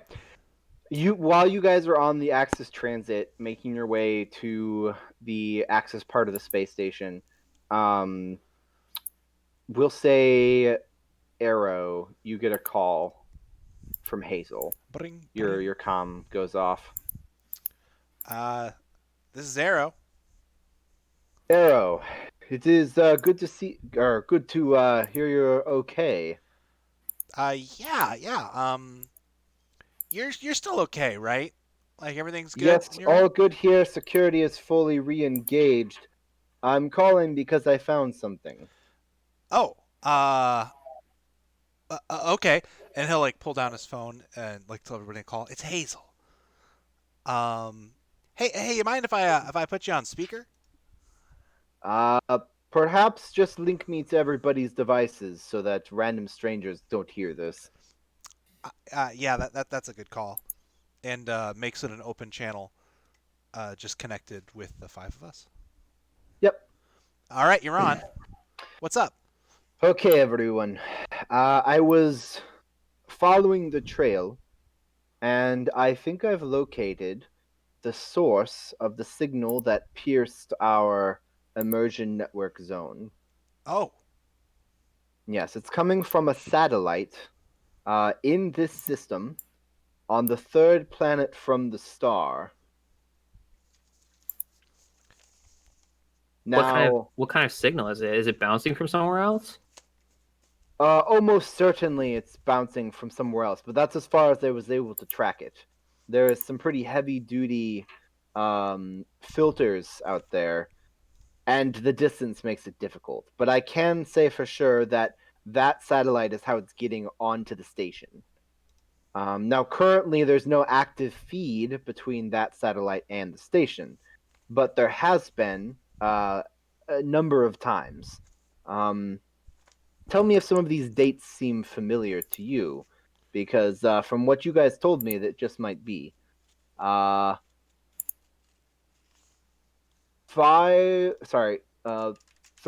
months and 7 days ago, which was when you guys raided the Billier hideout. 2 months and 24 days ago, when you when the guy in the museum was killed. Twig is doing this as he keeps listing dates. Yep, and he keeps listening. The next date he lists is literally the next day when you guys had your altercation with the guy in the radio. Yeah. And of course, yesterday when we had our session. Now there was actually another beamed time when it entered the network, but I couldn't find what it did when it did that. It happened 10 days ago. Not really sure, but it did seem to be focused on a specific part of the sweeps, which lines up with the apartment you guys were just at. Are you still there? No, we're moving somewhere else. Just got in the car. Yeah. Okay. Okay, well, yeah, we know those dates. I thought so. Shit. Well, here's what I can say. The satellite does have a station component attached to it. It's possible that whatever's being beamed out of there is being beamed personally by someone on the station part of the satellite. Conversely, we could try to backsend a signal. I should be able to secure a link, and I could send consciousness forward into that space. But we already know that they've got tricks for virtual space, like blackout and fucking with people who are in the system. So I really wouldn't want you to do that. That is true. They definitely have defenses, and as far as we know, they might even have consciousness trapped over there. I don't want to be presumptuous, Hazel, but do you have access to a ship, or could get us a ship, or like? Well, of course I have access to a ship. Do you want to ride out there? Twig, are you suggesting what I think you're suggesting? We go figure out where the trace is coming from without putting one of y'all's brains on the line? Well, I mean, I guess if we put a brain on the line, there's no promise of getting back unplugged, so I guess that makes sense. How long of a ride is it out? 4 hours tops. It's just across the system. I mean, Central Gov will want to hear about this, but as soon as if a bunch of shit gets scrambled to try and figure out what the satellite's doing, whoever is on board might notice. And right. Here's my thinking, and I understand that you guys might not agree. I'm part of the GOS, and we don't really trust the government. Understandable. Consider myself a bit of an anarchist, though I suppose not a true one. After all, I'm wealthy, and that's kind of... Anyway, it's complicated. All right, Hazel, I've seen enough movies to know that you can't really trust the system. You just trust the good people in the system. Right. Well, what I'm saying is if they're doing this and they're getting into our systems, it's almost certain that they would notice if the government mobilized in any significant way. Yeah. But can you at least get the data onto something so we can, like, because like if this is the precursor to a Veerux like operation, people that are way higher up than us need to know. Yes, that's true. Let me get all of the data together for you. And if you are really thinking about going out there, then I suppose I think I have some drives capable of downloading a consciousness if you need to transit, if you aren't able to beam them back, essentially. Oh, that's good. Yeah. Well, start looking for a ship that can, I don't know, be sneaky, I guess. Go undetected. Will do. I'll be in touch soon. Be careful out there. Thank Okay. you. Be safe. Sounds good. Hey, I guess Arrow will hang up the phone and disconnect the call. Yeah, the call's disconnected. And turn and pat Char on the shoulder and say, "Hey, pull over for a second," and turn like. But this is on Are the we on Axis. public transit? Yeah, you're on the Axis Trailway. Never mind. Yeah, idiot. we already You left. already Char. left Char behind. Pull the cable. Yeah. Emergency stop. Emergency meeting. Dad huddle. And Arrow. So Arrow says, "So let's just run through this mental exercise real quick. Mm-hmm. I know that we were originally planning to go over to the network headquarters, but if what Hazel is saying is that this is coming from somewhere directly off site, and we're kind of time boxed here because we can't, mobilize the government, maybe we should just, leave it to Olive to check on the rest of, whoever's left, and we just hightail it out there to see who's on the satellite." Counterpoint: Hazel doesn't have a ship that's ready to do it yet, and people might be dying. Olive and the Peacekeepers only has so much of a high response time, and we should prioritize these GOS members who one of them's already been murdered. I don't know if we even want to take a ship out there. If this is really a Veerux satellite, they have to have some kind of kill switch. You don't have to come, Scarrick. Well, I mean, if we're going out into space, I'm going, but I just feel like tactically it's not a good idea. We may just want to send a missile instead. Well, wait, hold on. We can't just do that though, because what about the consciousnesses? Like these people, even if we find their bodies and they're okay, if their consciousnesses are stuck in the system and it's originating from that satellite. I have an idea. Yeah. What? Why don't we just go online and get them? Are we able to do that? Because we could get stuck. Use some immersion rigs. Go find them. Go get them. We already found some clues online. If we're not going in person to check on them, then the next best thing is to go online and find them, right? And bring them back to their bodies at that point. I really think the risk there is that, like, whoever goes in like that gets trapped too. You don't have to come, Twig. Well, Tries. Twig, we do have the advantage of knowing what we're getting into, and we know that code spells. We really don't. We don't. Like, we don't know the extent of what this done. From what I'm understanding from Hazel and y'all talking about the tech itself, you don't really know how the consciousnesses are getting trapped either. So you don't know what you're walking into either. Okay, well, let's just table this for now. We know exactly where we're going next. Yes. Let's just figure this out after we find the last member. That sounds good. Because I think we our stop's know coming it's a up. code spell. And if we can somehow get I don't know code spelling, but if we can somehow get a code spell as like an escape rope out of there, we could be okay. I mean, Hazel thinks he can send you there immersion digitally. Is what they said. That's not the important part. Getting out is the important part. Right. So that you can. I mean, you can ask Hazel to work on that too, if you prefer. Yes. Oh, absolutely.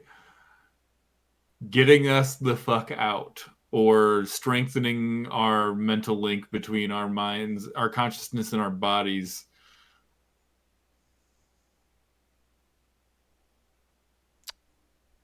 Okay, well, where are we headed right now? All right. Right now, the question is: you arrive in the Axis. So there's two things here. One is the university student who had the immersion rig and was on the call.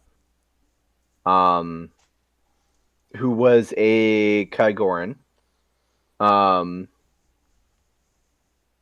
the other is the Combined Galactic Network Center. I maybe got my wires crossed when I said going to visit the house. Where are we going to the Combined Galactic Network place first? Because I feel like we just answered our question. I thought we were going to Combined Galactic Network because Ollie said he had guys at literally every other person's house on the station. Yes, people are So I thought we were off of the checking on individuals and onto the Combined Galactic Network because Ollie said that he can't do anything in the digital space. Is that right? Yes, that is correct. Okay. Okay. So we're going to the Combined Galactic Network headquarters then? Yes. All right. And what are we doing there? Just fill me in.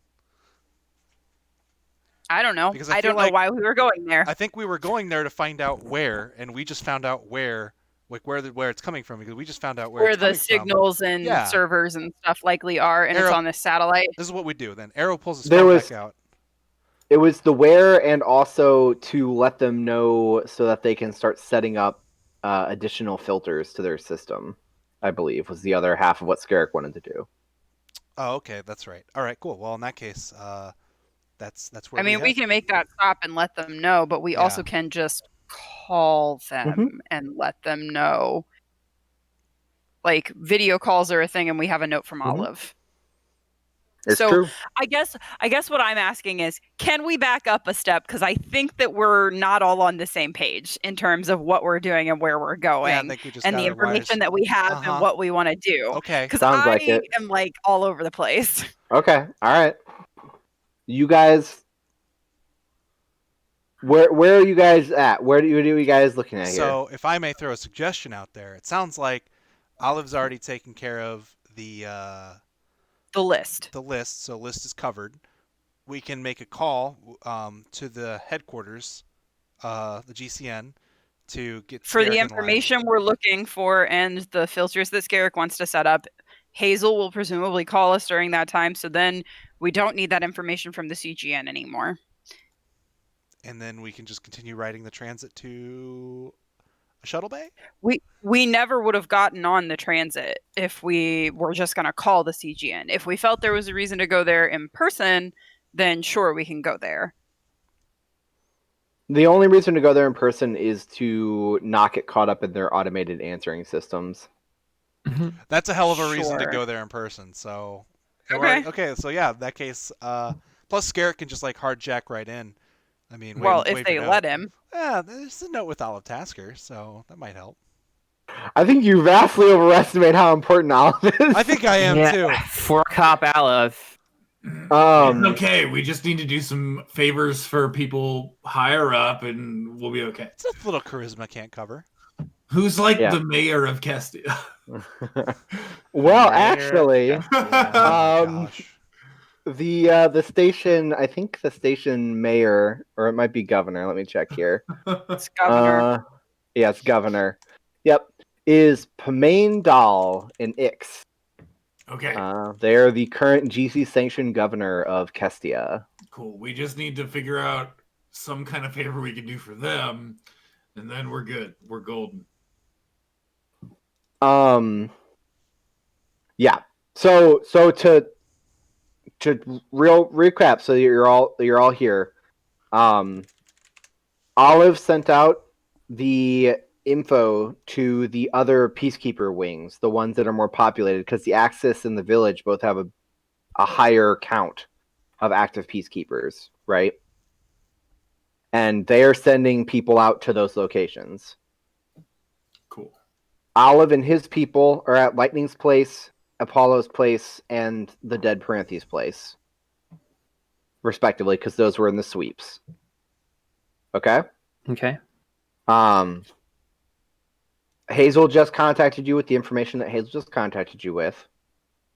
And at this juncture, other than having the CGN management offices basically up the cyber security, or be aware of this new type of cyber security that they need to look into, you have essentially the information you were going to ask them about in the first place.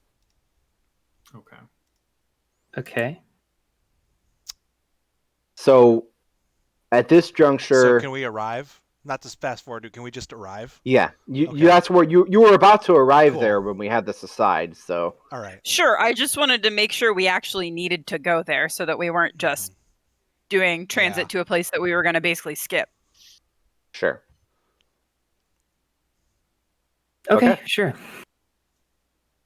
So you head inside. Do we have to knock? No, you don't. It's a public building. Okay.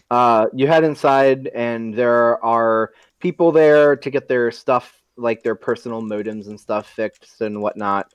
There's a lot of tech help available here, and a lot of tired workers. And one of the secretaries, when you show Olive's message, they flag you guys up to one of the security offices there, where you can essentially just fill them in on what you found out about the code spelling and stuff. And once they get your statements written down, the security officer there will say, "Is there anything else that we should know?" Other than the fact that you got Veerux, in the vents. No, that's probably the big chunk of it. Okay. Do we have any idea where these signals are coming from? We've got ideas, but off station, it sounds like. Okay. We're what we can do for now is put a limiter on everything coming in and off station while we look into further dealing with this code spelling issue. You have a sample of the code spell, I assume? Yeah, we can provide that. Okay. You also may want to I don't even know what would go into that, but calibrate or account for ethereal beings. Do those matter in like network stuff? Well, you just mean in general? Yeah, just in general security sense. And I just did the transition thing again. Oh my god. And Via said that the Night Veil creatures are literally sniffing out these abominations that were sent by the Veerux signals. So if any more of them pop up, those are what we're going to need to look for. I will send a message to the local Academy of Occult Sciences and see what they have to say about that. Shit's getting weird. Does seem like it. Just be ready for that.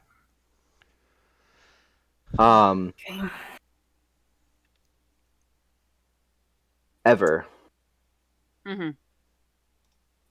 Your comm goes off. Okay. Go forever. Olive's on the other line. It says, are you guys in the Axis? Yeah, we're at the CGN. Okay, I need you to go by the university. All right, what's going on? Well, our guy there made contact with the unconscious individual, and then made contact with us, but they haven't checked in. All right, we will head to that address then. All right, thank you. Mm-hmm. So we need to get to our university subject because the cop there hasn't checked in, which I'm going to take to be a real bad sign. So maybe we should book it. Let's hustle. Is that here on the Axis or? Yeah. Mm-hmm. Oh, thank God. Okay.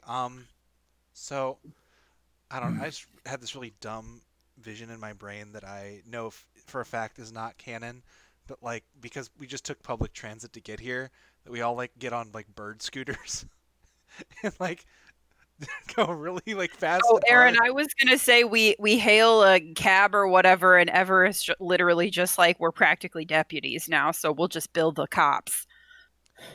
I Love that. Oh gosh, love the idea of getting in a cab. I hate that. All right.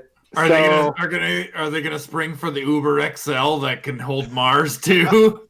Yes. You better. All right. So an Uber XL,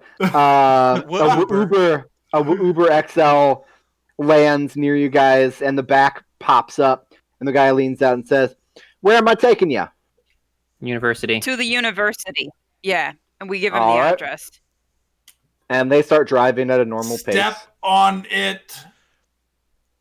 You in a hurry? Yeah, Yes. it's an emergency. Oh, all right. You heard of the Kestodians? Yeah, I listened to that show once. Well, my kid does. Well, an arrow like clears. Yeah, his we're throat. real. Step on it. Okay. Well, we're real. Oh my god. I fucking can't. So he speeds off, and he pulls into the university campus, which you guys have been to before, because this is where you met. Shit, I blanked on his name. Oswin. Oswin. Yeah, Okay. this is where you met Oswin, the Bravash, his former job. Guys, And this is totally off topic, but you said Oswin, and my brain was like Oswald. Was there a show about an octopus named Oswald? Did I make that up? Was that real? What? Is that a real thing? From when I was... Oh my god, okay, I'm wrong. I I can- made it chat. up. I can tell you're. Figure it out, chat. Oh my gosh, Oswald, an animated series produced. You watch Did it you now just on Prime Google this? Video. I did. I Oh got my 3 God. monitors. I can use them all at the same time. Is it about an octopus? It is about an octopus. Oh my god. Audrey, it had, Incredible. Congratulations, Audrey. You're Audrey, not it crazy. had 1 season in 2001. That was 20 years ago. Oh my god, don't say that! Hey, Aaron, that's the same year I discovered Lord of the Rings Fellowship of the Ring. Oh my god, oh my god, oh my god, oh my god, oh my god. Do they hold equal weight in my memory? No. and yet here we are 20 years later. Oh my god. Okay. Some of Audrey's origin story that we're hearing. My origin story I is that I was remember 7. every piece of media I've ever consumed and nothing else about my I was childhood. 7 years old. Okay. All right, so they stop out in front of the dorms, and yeah, you guys can hop out. Okay. Yep, we go up to the room that we're supposed to be checking on. I'm gonna tip well Okay, Oh, yeah. fair enough. 5 stars. because I probably break something getting Mars out of the back. It's a tough vehicle. Okay, good. But you guys rush upstairs. It's just on the second floor, and you see laying in the hallway, just kind of like leaning against one of the walls. Part of the plaster and stuff is like destroyed. Is a peacekeeper. Dead? I mean, you can't tell. I go over. Yeah, they're alive. They're not dead. They're just unconscious. Probably. Stabilized? I'm There's- getting the first aid kit Vision out. modes. Yeah, they're stable. I would say, or at least they're not dying. Okay. How were they hurt? It looks like they were thrown into the wall. So, like, blunt force. Cool. Yeah. Okay. Somebody threw this guy. Can I do first aid to them? Yeah, of course. Okay. Medicine check. That's right. Scarrick's gonna draw and go over to the What's up? door. Okay. I have a first aid kit. It's a 17. So I heal. A D6 plus your intelligence mod. 6 hit points. Okay. So Twig starts to go to work on the guy to make sure that he's all right. And hopefully back into the world of consciousness as Scarrick draws the weapon and goes over to the door. Scarrick's gonna knock on the door real loud. Hey, what the hell was his name? Ben didn't give us one. Arrow starts shuffling through his papers. Like, Oh my god. His name is. Damn it! His name No. is Anyone in there? Norbert. Norbert. I thought you were gonna say Norbert. Oswald, Ben. His name is Oswald. No, Norbert Stanek. Norbert Stanek. Oh, You in there? Norbert Stanek. Knocking on the door, banging on it. Yeah, while Scarrick's knocking on the door, I'm just busting it, okay? Yeah, you're not. Sarah starts knocking on the door as Ver goes over to bust it, and the door just like swings open because the doorknob was already cranked to breaking, basically. So the big just guy's open. here. Oh shit. Well, Mars. Go, go, go, go, go. Oh boy. This is happening. All Oh, right. this is happening. Everybody roll All right. initiative. Oh, there it is. Ah, shit. We're out of my friggin' lay of the land zone again. You alright? Oh, You alright? yeah. Nat one. Bonus? What is my bonus? Oh, my Can't. goodness. Arrow is just terrified. I think he goes Shout last. Like every Another shout out to the terrible trio. The dice are rolling hot tonight. There you go. Nice. Alright, so Arrow got a 1. Arrow got a nat one. Okay. I got a 24. Woo! Holy Yeah. hot. What about you, I got a Twig? 12. Okay. And what about you, Audrey? No, I only answered my character name. You So, called what everyone about- else by their character What name. about you, Ever? Oh my god. I got a 14. Okay. I will be petty like that. You should be. You should make me do it. Don't let me get away with anything. I don't. I know. Okay, he had 2. So Twig, you tied. Okay. Roll off. Yep. 18. Okay. Well, that means everybody but Arrow won. Hilarious. Cool. Sounds about right. Tell us what we see. Yeah, Ben, what are we looking at? I'm getting there. Meanwhile, cat tax. Get Out that there door. faster. Okay. The door swings open. And I mean, if you've ever been in a college dorm room, it's basically just the one room. Like there's no it's a studio basically. Mhm. And you see the little cot style bed that flings down from the wall. And then you see the immersion rig. His immersion rig, it looks like Norbert's immersion rig is built such that like you can lay on your bed while you immerse. And so it's like also mounted on the wall. And you see Norbert's unconscious body. And you also see another person in the room who is standing, who's kind of like set up a little table with like a cloth over it. And you see like a cadre of knives.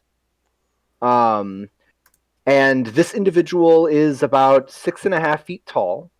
And wearing like a trench coat with a hood. So it's difficult to see exactly who it is. But when the door opens, they shift.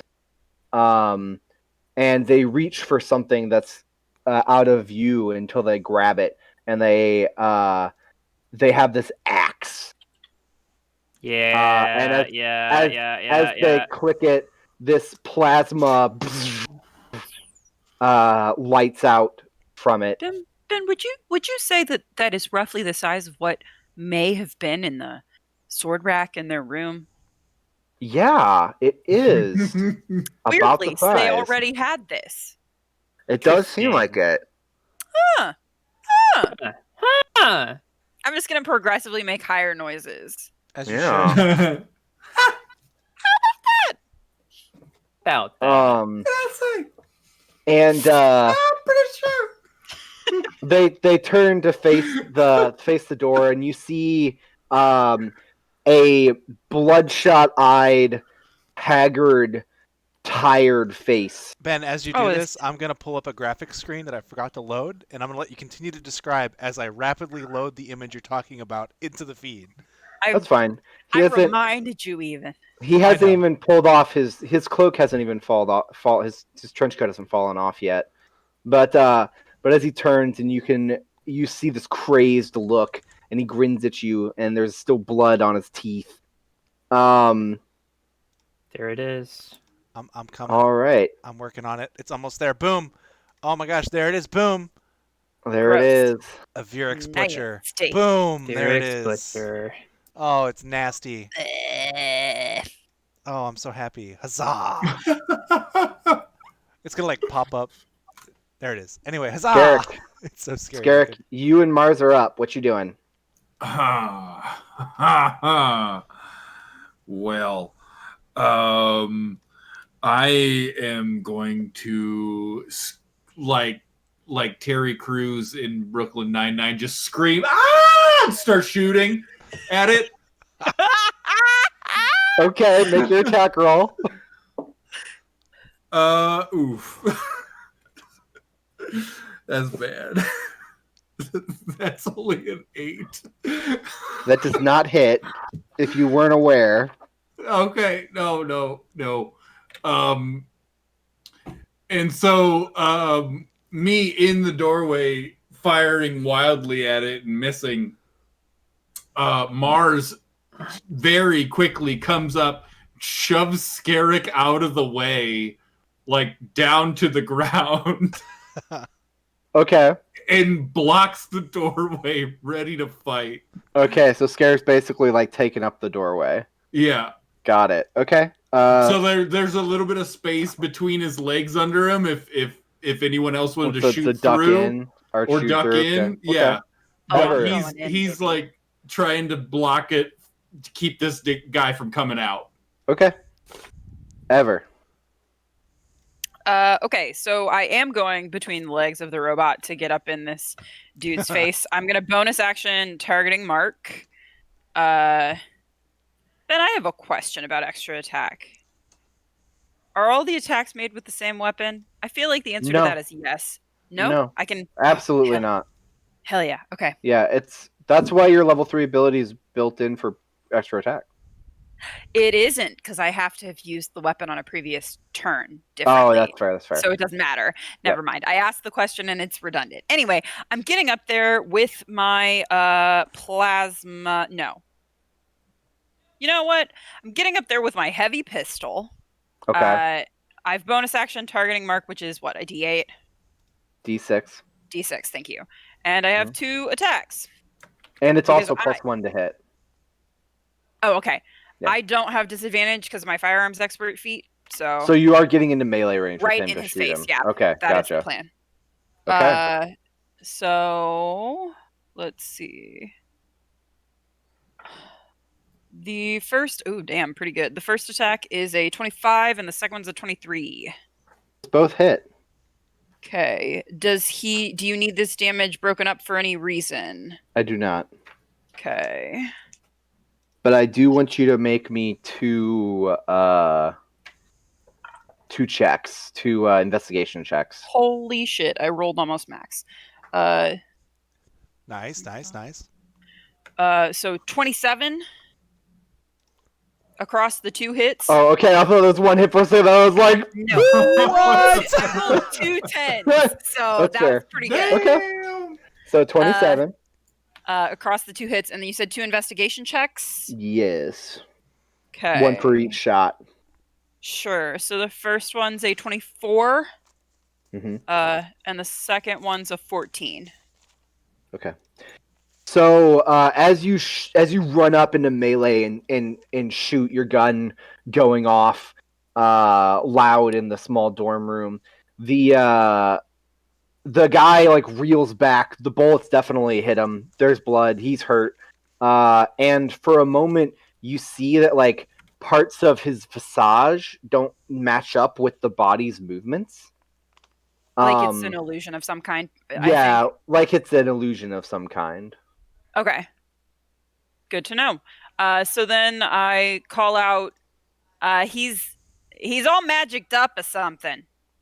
And that's it. That's my turn because my bonus action was targeting Mark. Okay. Yeah, I should clarify. You do think that there is a thing there that you are shooting. Yeah. Like you hurt them, but there's some sort of illusion thing going on. That's why I said magicked up and not it's an illusion. Fair enough. Okay, Twig.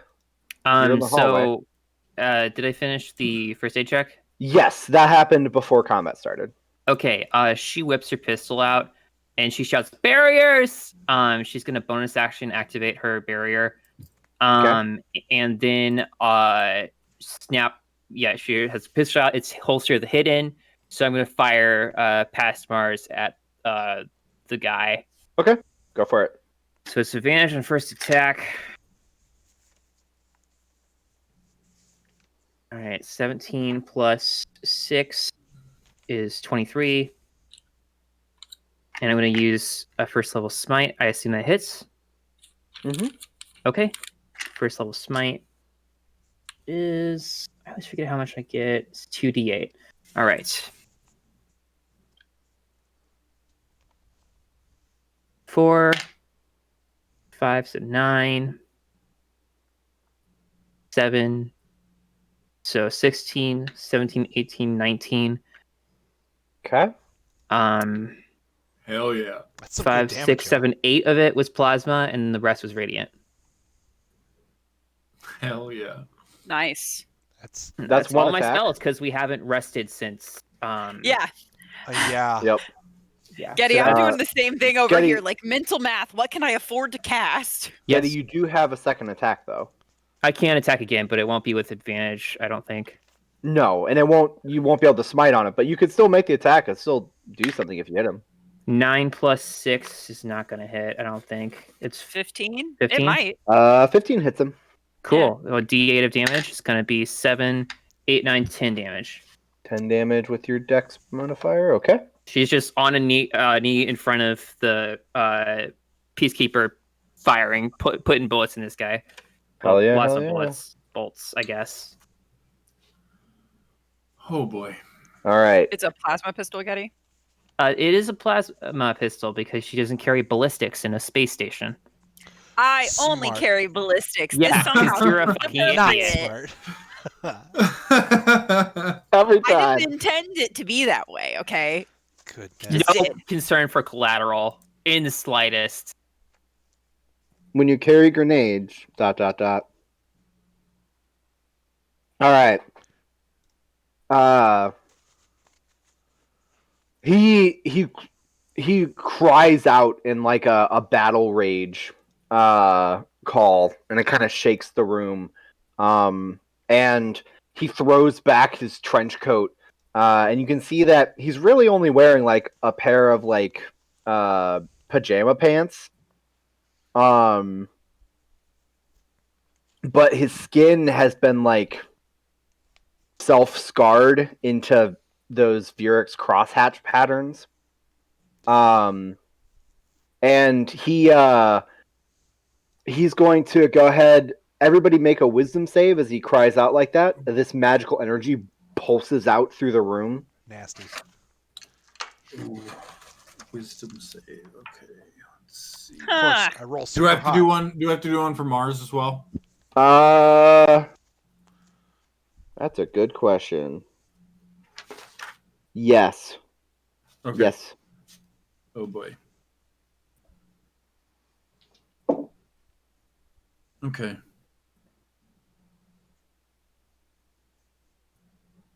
All right. Who got less than a 15? Me. Raise your hand. Ooh. Scarrett got it on the dot. Mars got a 10. Okay.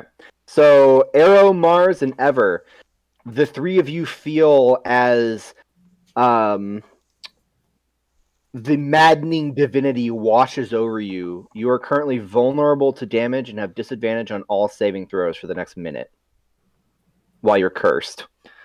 And he's going to make his Wow. attack. He That's comes in at you, Ever. Great. Ready What's for it. What's your AC, Ever? My AC is a 16. That's a miss. And a hit. So the first one whoosh, slams through the table he'd been building as you kind of dodge out of the way. And then the second one comes back around, and this one will hit you here. Do you have anything special for slashing or necrotic damage? Nope. Okay. Ew, necrotic. Nasty. Ugh. All right. So I'm just going to double this because you're vulnerable to damage. That's fine. So you take 32 points of damage. More than even I was expecting. This is going to be bad, y'all. Whew. Yep. That's not good. That's He's really lucky. bad. He made his own channel divinity save because he has to make his own save against his own Oh my ability God. too. Oh my gosh. Yeah, the curse is not friend or foe selective, or self-selective for that matter. All right, Arrow, you're up. So I have disadvantage on all Saving rolls? throws. No, just saving throws. Just saving throws. Okay. And you're vulnerable to damage. Okay, so Arrow's a little shaken up after seeing this thing and then hearing this thing, and then watching it carve into Ever with its giant axe thing. And he's like, "Oh no! Oh no!" I want to be this clear. is This bad." is still a dude. Yeah, it looks This is not like a creature. This is still a dude. a monstrous human. Yeah. It's nasty. It's gross. And I hate it. As an aside, Ever, when you are hit, you realize that is not an axe. You're being carved in by some sort of bladed thing, but it's not an axe. What? I don't know what that means. I Ben. don't know what that means means. either. Like, The illusion is passing over the Yeah. weapon as well. It might be a sword. So what you're saying is the illusion makes it look like an axe, just like it makes him look like a butcher. Yes. But he's probably holding whatever, a kitchen knife or a it's his sword or fancy A something. sword or whatever. A hot topic katana. Like, Yeah, hot topic katana. Oh, Yes. gosh. Okay, got it. I Yeah. hate it. I hate it. I hate it. It's all terrible. Katana. Okay, well, Arrow, watching this whole thing happen, is like, "Oh no." Okay. Oh, Ben, I see your. Let me just quick cat tax. Kitty's No, Aaron, we don't have time for this. Oh, you're What are right. you doing? don't. Okay, so Arrow's gonna see this happen. Is gonna be like, "Okay, this is bad. Stick together. All of you have bardic inspiration. You have a D4 die, so that'll hopefully help over this next minute that bad things are happening." Which he can do as his bonus action, and then as his actual action, he's going to, from a distance, thanks to his gloves, he's going to cure wounds, cast cure wounds on Ever, who is not looking good, and you are going to heal. Hey, Max, which is Add your charisma. say what charisma is 4, so 12. You're gonna heal 12 points of damage. It ain't all of it, but it's something. It's All enough right. to get me below the bloodied mark. So Yep. Yeah. And then remind me, Ben, is it it's a bonus action to interact with an object, correct? You just get to do that once a turn. It's no action at all. Okay, then after he does that and sees this Veerux thing again, he's gonna be like, okay, and pull up his sleeve and activate his watch, which is his lifeline watch, which he hasn't used yet. Okay. So it's set to this moment. All I'm right. so excited for this. This is good. Sounds good. All right. Next up, the guard or the peacekeeper in the hallway stirs because he got first aid, so he's actually conscious. And pushes himself up a little bit, like, oh. And Arrow, you're out. You and Scarrick are out there with him. So, like, I mean, he's just a human peacekeeper. But the fact that he's human might have saved his life. And he glances over, blinks a couple of times, sees like the guns and stuff, and goes to pull out his own weapon. And he says, "Is that thing still here?" Still here. Oh yeah. It's been like 2 minutes. Get up. And he like stumbles up and kind of like crawls forward to peer under their legs. All right, because Mars is still in the doorway. Yeah, and he's just like, holy fucking hell. And he's going to try and take a shot, but he's still pretty out of it, so we're going to give him disadvantage here. but he rolled 12 and a 16, so he hits anyways. Yeah. This is the hard-boiled crime noir cop as compared to Olive. Right? I mean, this guy works in the Axis district, which means he's basically a government capital. Like, oh, wait a minute. We learned about that. Never mind. I'm not getting into that. Anyways, does 7 damage. Does 7 damage to the daddy. Nope. All right. We're at the top of the round with Skerrick and Mars.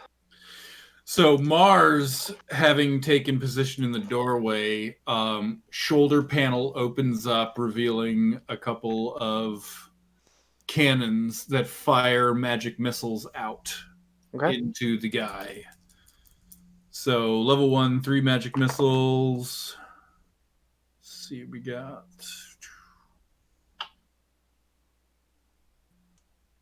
12 points of force damage. Okay.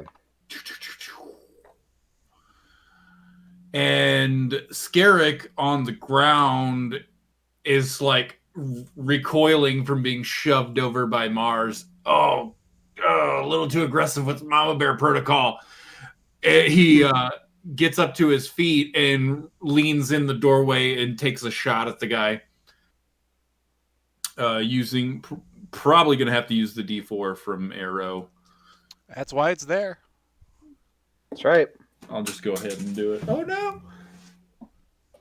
I heard a dice go AWOL. Oh, well, there we go. We got a 23 to hit. You hit. All right. Plasma Blast. Ooh, 9 points of damage. Right. Ever. Cool. Well, I cannot afford to take a hit by withdrawing from his reach, so we're just gonna whip out my regular pistol instead. So here's what's happening. I am attacking twice with this pistol, and then my firearms expert feat lets me bonus action attack with another one-handed ballistic or plasma weapon, which is a heavy pistol in this instance. So 3 attacks is what I'm making. Yep. I get the bonus damage from using a different weapon on the first 2. So let's see. The first one is a 21 and then a 22. So these are my pistol attacks. So I have a question for you. Yeah. So how do you want to do this? Okay, well, the first thing that happens is I grab his wrist that is holding whatever the bladed weapon is, and I'm going to shoot through it so he drops it. He does. It falls out of his hand. So and as it leaves his hand, the axe fades and a Hot Topic katana hits the ground. My gosh. So that's 1 shot, and then it's just 2 to the chest for the other 2. So you are lethally taking him down then. This is a Veerux. We're not messing. So he thuds over, and the rest of the illusion fades away, and just tired 20-something human. Oh, gross. A Veerux cosplayer? Really? Did you kill him? No, I don't think that's what it was. It was magic. No. Yeah, he's down, he's dead. Twig ducks into the room with the gun still on the body, and she's like, fuck. Okay. There was the whole the big guy thing with the axe. It was like an illusion over him or something. I don't know. I don't think he was Veerux before this, is what I'm saying. I'm gonna get down next to him, and I want to do a medical check to see what else has been done to him or has been affecting him, if I can tell. Like, okay, roll medicine. I'll detect magic while Twig is doing this I'm as gonna well. use I know he's dead now, but technically he's not actually dead. He's bleeding out currently. Sure. So I'll detect magic then. 1 plus 13 plus 5, so 19 total. Okay. So it looks like some of the ritual scarring that is on the body happened recently, and was healed magically to look the way it does. And by recently I mean within the last day. Other than that, doesn't really look like he's particularly been hurt other than by fighting you guys. Twig looks up at Ever, and she's like hovering over this guy, and she's like, he's bleeding out. If we tie him up right now, we can turn him over, and they can get whatever he knows out of him. If you think you can bring him back, then that's fine. I didn't really want to take my chances. The last one killed himself in jail anyway. I need restraints right now. How did the last one kill himself? I can In help. jail. I can help. So Arrow will grab. No, We don't have the how? details on that. That's not We good don't have the details. details. So Veerux. he'll rip this sheet in half, and like start like making up some restraints and like. As Yeah, you're doing that, the body starts piggybacking on a body. rising up by the chest, and begins to like almost float off the ground. I'm gonna slam my hand on him, and I'm gonna cast lay on hands for 2. Okay. Some of the wounds close up at least enough that the blood stops coming out quite so aggressively, but his eyes snap open, and you see these 2 just red glowing eyes. It's too late, Twig. It's and too then late. the eyes, this beam of energy fires upwards out of the eyes. Mars steps in and tries to grab the body with his clamp and just hold him in place. Okay. Mars holds the body in place. The red energy bursts out from his eyes, and then leaps up and directly into the immersion rig on the guy who is laying on the cot. And then the body goes limp again. Is there this Twig moment just, where we all like sinks pause? back on her heels and looks defeated. Does it go into the immersion rig or the body connected to the immersion rig? The immersion rig itself. You watch it like basically go into the connection to the modem to the network. Yeah. Oh boy. Scarrick's gonna immediately try to get into the system in the room and try to trace it. Can I circle back on the I cast detect magic? For sure. Yeah. Ever, was that a spell? What was that? So you were watching that in Detect Magic as it happened, Ever. And that was the end of a spell. It looks like a necromancy spell, pretty potent. At least you would say about 5th level, 6th level, tier-wise in power. You're welcome to roll an Arcana check. I'll give you advantage since you had the Detect Magic up and you basically watched it happen. I got a 11. Okay.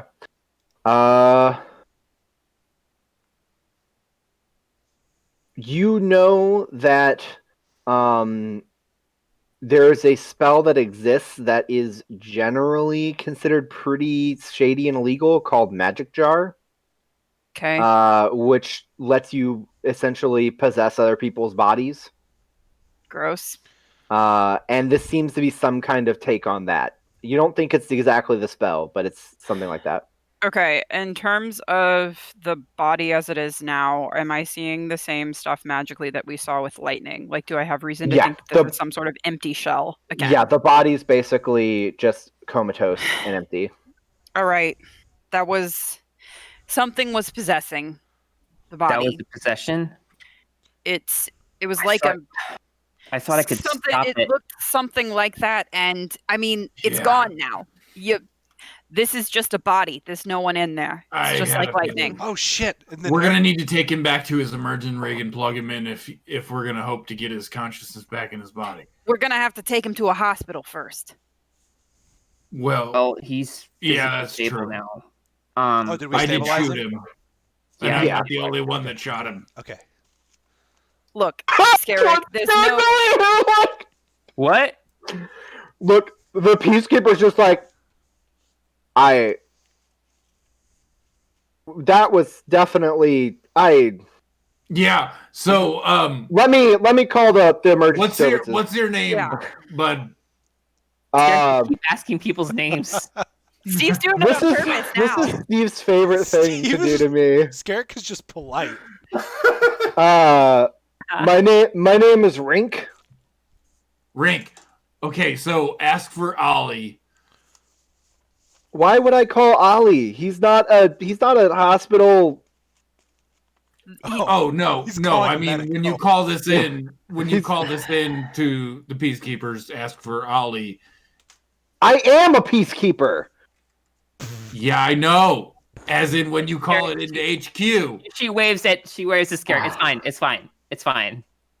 Look, you guys are Ollie's crew, right? This guy's first day or No, something? we're not fucking Ollie's crew. She went exactly from it's fine to absolutely fucking not. Not. I am not that man's lapdog. Sorry. All right. My bad. You guys are those Kestodians, right? Yeah. Okay. Well, you're the ones that we were told are helping, so you're helping. Yeah. Let's get this guy medical help. Yeah. Hey, great. Scarrick, Mars, can you unclamp this guy? Mars slowly lowers him down to the ground. Okay. That's helping. Good. Okay. So that was all kinds of fucked up. Yeah, we were right. They were trying to hollow out some vessels so that they can infiltrate the station. Oh my gosh.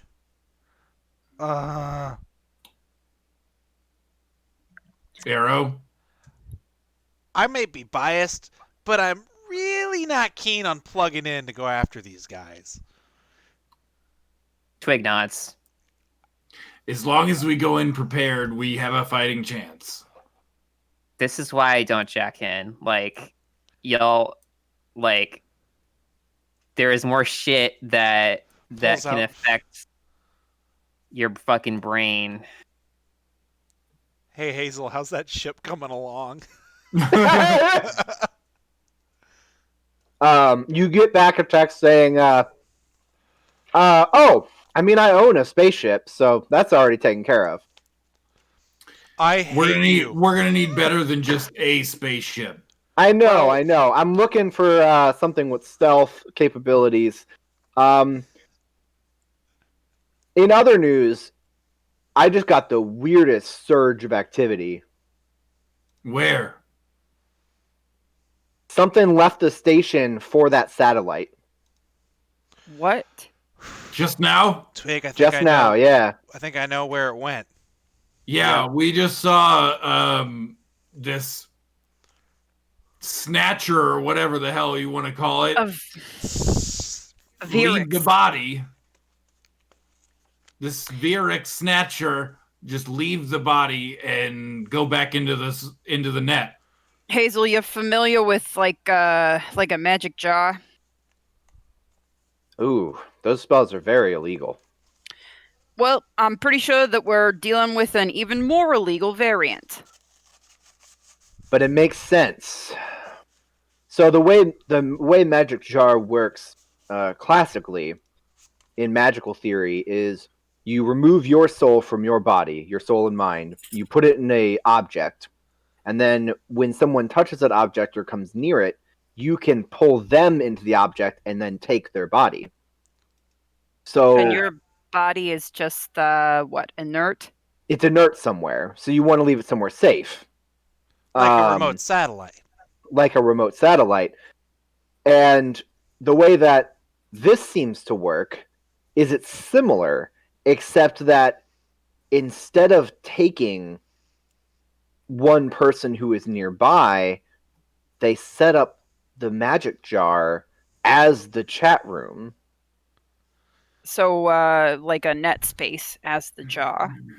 Right. The room itself was the jar and was able to pull all of them into the storage box. All right. So that's that magic. Be realistic, Hazel. How likely do you think it is that these people's consciousnesses are still intact? If it works like the spell, perfectly intact. They're just trapped in the system, the object? They're just trapped in wherever it pulled them to. So what's our best bet here? Retrieving them virtually or going to the, server space? Well, I think I can stabilize a path. If you have the CGN on board with me, we can build a specific pathway that won't be able to be taken down by them digitally to make essentially a way to get there and back. It means that I'll probably jack in with you guys to defend the wall, so to speak, in case they send anything towards us. All right. So is that the more viable option than going to the actual physical location? Because I think that given what we've seen, we've all got some very understandable qualms about going into the network after them. Well, I see it like this. We can jack in and we can break the jar, but at the end of the day, if that's going to send everybody's consciousness back to their body, if whoever's responsible for this is still on the station, if we're not there when that jar breaks, then they're just going to hop on whatever ship they got there with and be long gone. I think we got to, so much as I hate to say this, I'm not big on bus rides, but gang, I think we got to take a bit of a road trip. I just don't understand what their game plan is. Like, this was like random attacks on the other members that were in the jar. Like, what? I'm not really sure either. It doesn't matter what it was yet. We still got to try and stop them. We know that they're trying to get a foothold on Kestodians. Twig makes a face at Ever. Yes, we're going to try and stop them. We're just trying to figure out what the hell they want. Look, we don't have to know every nook and cranny of the enemy's mind to go after them. We know that they're trying to get a foothold on Kestia Station. She rolls her eyes. Yeah. Okay. Steve Freezing. I have to admit that it may be best if we can send someone there physically. There is no one to send except us. Well, then I guess I better... Well, I do have a bead on one ship with stealth capabilities in town. What's that? So, well, there's two, actually. One of them is a shuttle that you might be familiar with. One... Oh, no. Oswin... I knew you guys say it. Has outfitted a shuttle with stealth capabilities in order to get close to Star Drakes. Oswin would not handle this well, I feel. I had that thought as well. If we could come up with some reason for being at that planet that the satellite is orbiting, it would make us a lot less suspicious if we were to be picked up. That's true. Well, let's ask the GCN for a permission slip. The other, well, I don't think the GCN is who you need permission from, Arrow. The CGN? CGN? Yeah, CGN. Did I say GCN? Sorry, the GCN. Okay, I don't know. know. Combined Galactic Network is CGN, yeah. It's not confusing at all, Arrow. What are you doing? What's wrong with you?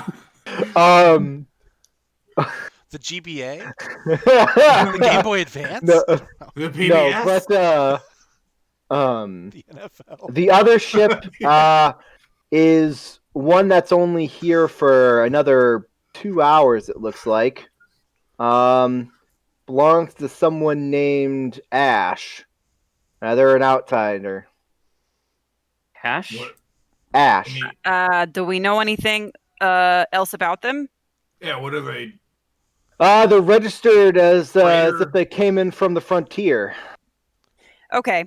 Well, actually, I think I know this Ash guy, so I'm gonna say Wait, you do? he's gonna be a better hand to.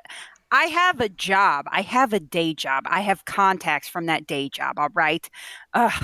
He will be the preferable person to have backing us up in this endeavor.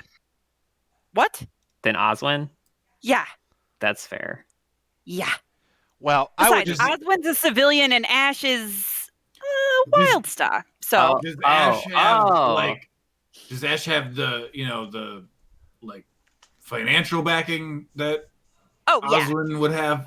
100%. Way more than Oswin has. He's been cut off from the university. Are you Yeah, kidding me? Oswin doesn't have any financial backing Ash right has now. a great amount of financial backing. I can call him actually. So Ever, you're telling me you've got connections with the Wild Stars? Yes. We gotta go. We gotta go with Ash, gang. Okay. I pick up my comm and I call Ash, Ben. Rings for a couple of times, and then you hear, "Go forever." What's that? Well, that's where we're gonna end the session. Actually, we'll pick it up next time. Oh my god! Fucker. Amazing. I love Ash. Absolutely amazing. Well, if I could just go ahead and take us out. Thanks to everybody for watching. Thanks for joining us for Spaceships and Starwyrms the stream. I didn't get a chance to shout her out earlier, but all the artwork that you saw is drawn by Emmy or Nutellarella. So check out her work. There's a handle right there. You can find some more art. Speaking of socials, if you're not already, you can come check us out. We're at Starwyrms on Twitter. You can search Facebook for Spaceships and Starwyrms. Same for the YouTube. And of course, if you're not already hanging out in our Discord with all the cool cats you've seen in the chat, there's a link down below. You can come hang out with us. So once again, anything else we want to say? Thank you guys for watching. That's really it. All right. Thanks for watching. See you in 2 weeks. Bye. 2 weeks. Bye. Where's the post stream button? I lost it. There it is.